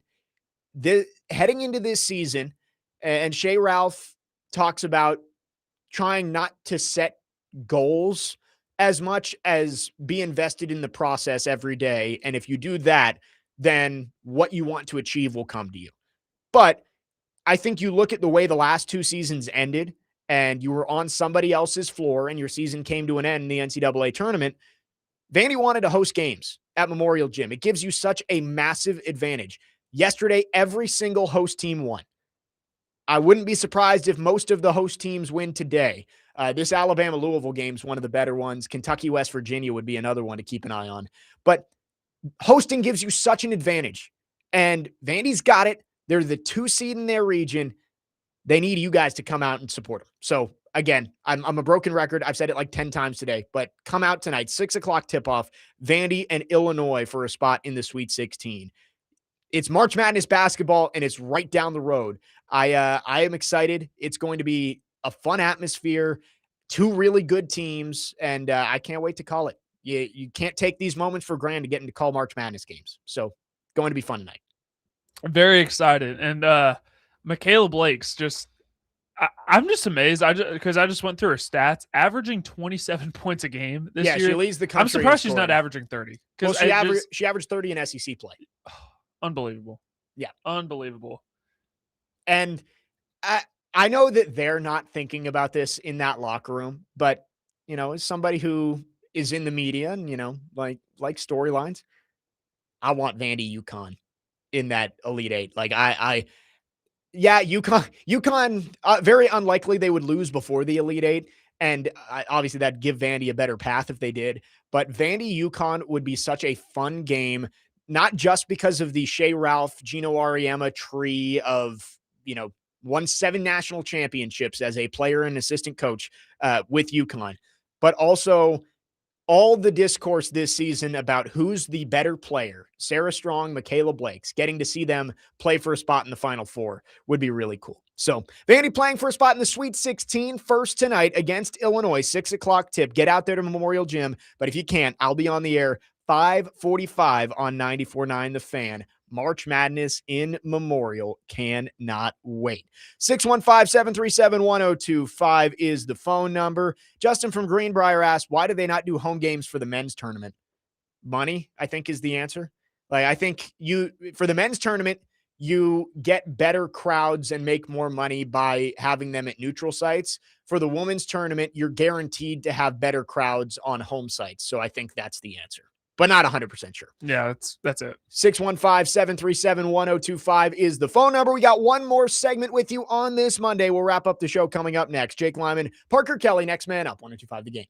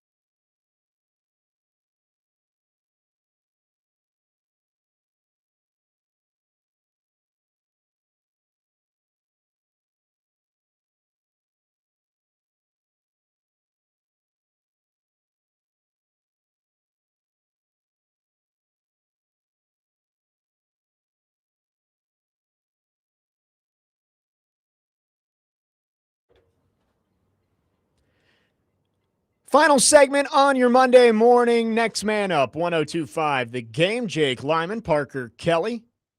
Wrapping up this edition. Chase and Big Joe are coming up next, right at the top of the hour. Tomorrow on the show, Nick Frazier is with us, and there will be some victory laps to be had. I don't think we've talked about the results of the Cinderella draft that we did last week, but we do have a winner. We will get to that tomorrow with Dr. Crane on the show. And Nick Frazier has also been one of the biggest advocates for the Preds being a playoff team, and they are in wild card 2 right now. So lots to talk about. Really a busy week around Nashville with the Preds battling. 12 games to go, 3 straight games at home. Of course, March Madness rolls along. Vandy women playing for a spot in the Sweet 16 tonight. The Tennessee men playing in the Sweet 16 on Friday against Iowa State. So busy week, and of course, continuing to get ready for the NFL draft. I did just see this, Parker. LSU was having their pro day today. Mansour Delane just ran a 4.38. So I think if there was any doubt he's a top 10 pick, yep. I think that's pretty much gone. Him to the Chiefs is one. I know it's hard to project like a top 10 pick that's not in the top 5 because you just never know the way the board's going to fall. But him to the Chiefs feels like one of the more telegraphed picks based on what they did in free agency and trading Trent McDuffie. They need corners so bad. And Mansour Delane, I think, is the one guy you look at that position and say, he's worth a top 10 pick, and he doesn't have the injury concerns that you see for Jamad McCoy. Right. And seeing the improvement that he took from, during his time at Virginia Tech to what he was able to do at LSU, that certainly gives scouts a reason to be optimistic, showing that improvement. So you run a time like that, and that'll shoot you up draft boards. Yeah, Delane's an interesting prospect because if you look back at his season 3 years ago at Virginia Tech, so I guess that would have been his sophomore year, he was great. Like everybody at Virginia Tech kind of looked and said, oh, this is a first or second round draft pick. Then the 2024 season happened, and he was bad. Like not just average, he was bad. He was getting burnt up and down the field. And then he transfers to LSU and becomes one of, if not the best cornerback in the country. So it's funny how that works sometimes, but he has certainly elevated his stock and likely going to be a top 10 pick. We'll see some more pro day stuff come out throughout the next couple of weeks. Vanderbilt had its pro day back on Friday. Parker, I don't know if you saw all the Cam Ward stuff out there at Vandy on Friday, him just pulling up a chair and sitting there watching Diego Pavia run his 40, I thought was great. I did see that video. I thought it was hilarious. Yeah, I think it was Nick Suss made a very creative graphic for Twitter. It was the past, present, and future quarterbacks of Nashville. And it was Cam, Jared Curtis, and Diego Pavia all in the same shot. So we'll see pro day stuff come out. Again, pro day, similar to the combine, it's more confirmation than it is actually discovering anything, but certainly can move guys up and down boards. Before we wrap up here, let's go to our phone lines driven by WilsonCountyHyundai.com. Tim is called in. Tim, thanks for calling. Good morning. Morning, guys. Enjoy the show. You're talking about Michaela Blades, and they're talking about Player of the Year. I'm telling you, the girl from Connecticut's good, but if you take her off Connecticut's still as good as they are. You take Michaela off of Vanderbilt, we're not at the record we've got. We'll still be good, but we wouldn't be the record we have. No, and that's the argument that I like to use for it too, is you switch Sarah Strong and Michaela Blakes. UConn is still undefeated. Vanderbilt, with Sarah Strong instead of Michaela, still a very good team, but I don't think that Sarah Strong has the impact that Michaela Blakes has. I would take Michaela 10 times out of 10. Anybody that watches her and watches the other guy, there's no I don't see how there's even a thought of who the Player of the Year is. And then Galvin come in, and that girl she's a beast. She is. I don't know how in the world she was only a 3-star coming out of high school, and what she's turned in here, she's good. And there's a kid down here. I live in Jackson, and there's a girl down here. It's Ashley McElhaney's daughter. Halen Ayers. That if we can get her and you put them three together, you're talking about they're going to be scary. Well, and don't forget about Olivia Jones, who's coming in. She's the 12th ranked recruit in this year's class, who's going to be here next year. So Shea Ralph, this is not a flash in the pan for anybody out there. Like this is sustainable here. Yeah, and that's the thing too. They were talking about, and what scares me is there's going to be people coming after Mark, after Byington, and I think Candace Story Lee needs to redo both of their salaries and keep them for a long time. Because Shea Ralph is probably the best women's coach we've had since Jim Foster. Well, I know she is. Thanks for the call, Tim. I appreciate it. And no, you're 100% right on all these things. Like I really like Sarah Strong as a player. She is a very talented player, and she's probably the second best player in the country. But comparing what she's doing against a Big East schedule to Michaela Blake's dropping 30 a game in the SEC, it's not the same. Sarah Strong's probably going to win all the National Player of the Year awards because if you're the best player on UConn and they go undefeated, a lot of people are just going to give you that vote. Michaela Blake's is the best player in the country, and I won't hear arguments. And I will not disagree with you. I will not disagree with you whatsoever. Tim also brings up Aubrey Galvin, and there's a lot of reasons to watch this team. Michaela Blake's is certainly at the top of the list, but Aubrey Galvin is the most fun player I have calling games for. She is electric. And sometimes it's not even the plays that count. Like on Saturday, they called a foul on the floor, and so this didn't end up counting. But she's kind of just roaming off around the right side of the lane and just flips the ball over her shoulder and it goes right through the hoop. She does things that someone her size and her age should not be able to do. She was under recruited because she's small. Like that's literally it. She was under recruited because she wasn't very big. She's come in and she's lit the SEC on fire as a freshman. Lots of fun coming up tonight and hopefully throughout the rest of March. But I promise you, things are only going to get better for Vandy women's basketball with the players they have and the players coming through the pipeline. Makes you excited. Makes you really excited if you're a Vandy women's basketball fan. Yeah, and for Vandy fans out there, I know there's probably a decent amount of Vandy fans who maybe haven't gotten into the women's team yet. Men's team's out. There's no baseball today. Go give it a shot. If you haven't been out to Memorial to watch this team, I think you will come away impressed with what you see. Again, it's a 6:00 tip tonight. I'll be on the air 5:45 with pregame coverage over on 94.9 The Fan. We will react to everything that happens tonight. Tomorrow, 9 a.m., Nick Frazier is going to join us for the full show. Going to be an interesting week here on Next Man Up because, again, with the outcome up in the air tonight with Vanderbilt. I'm not really sure what the plan is, where I'm going to be, but we will bring your coverage all week long, whether it's from here or from Fort Worth, Texas. Excited for a fun week. And again, the Predators, I am so happy that they were able to come through this weekend. Like this was such a massive week for them.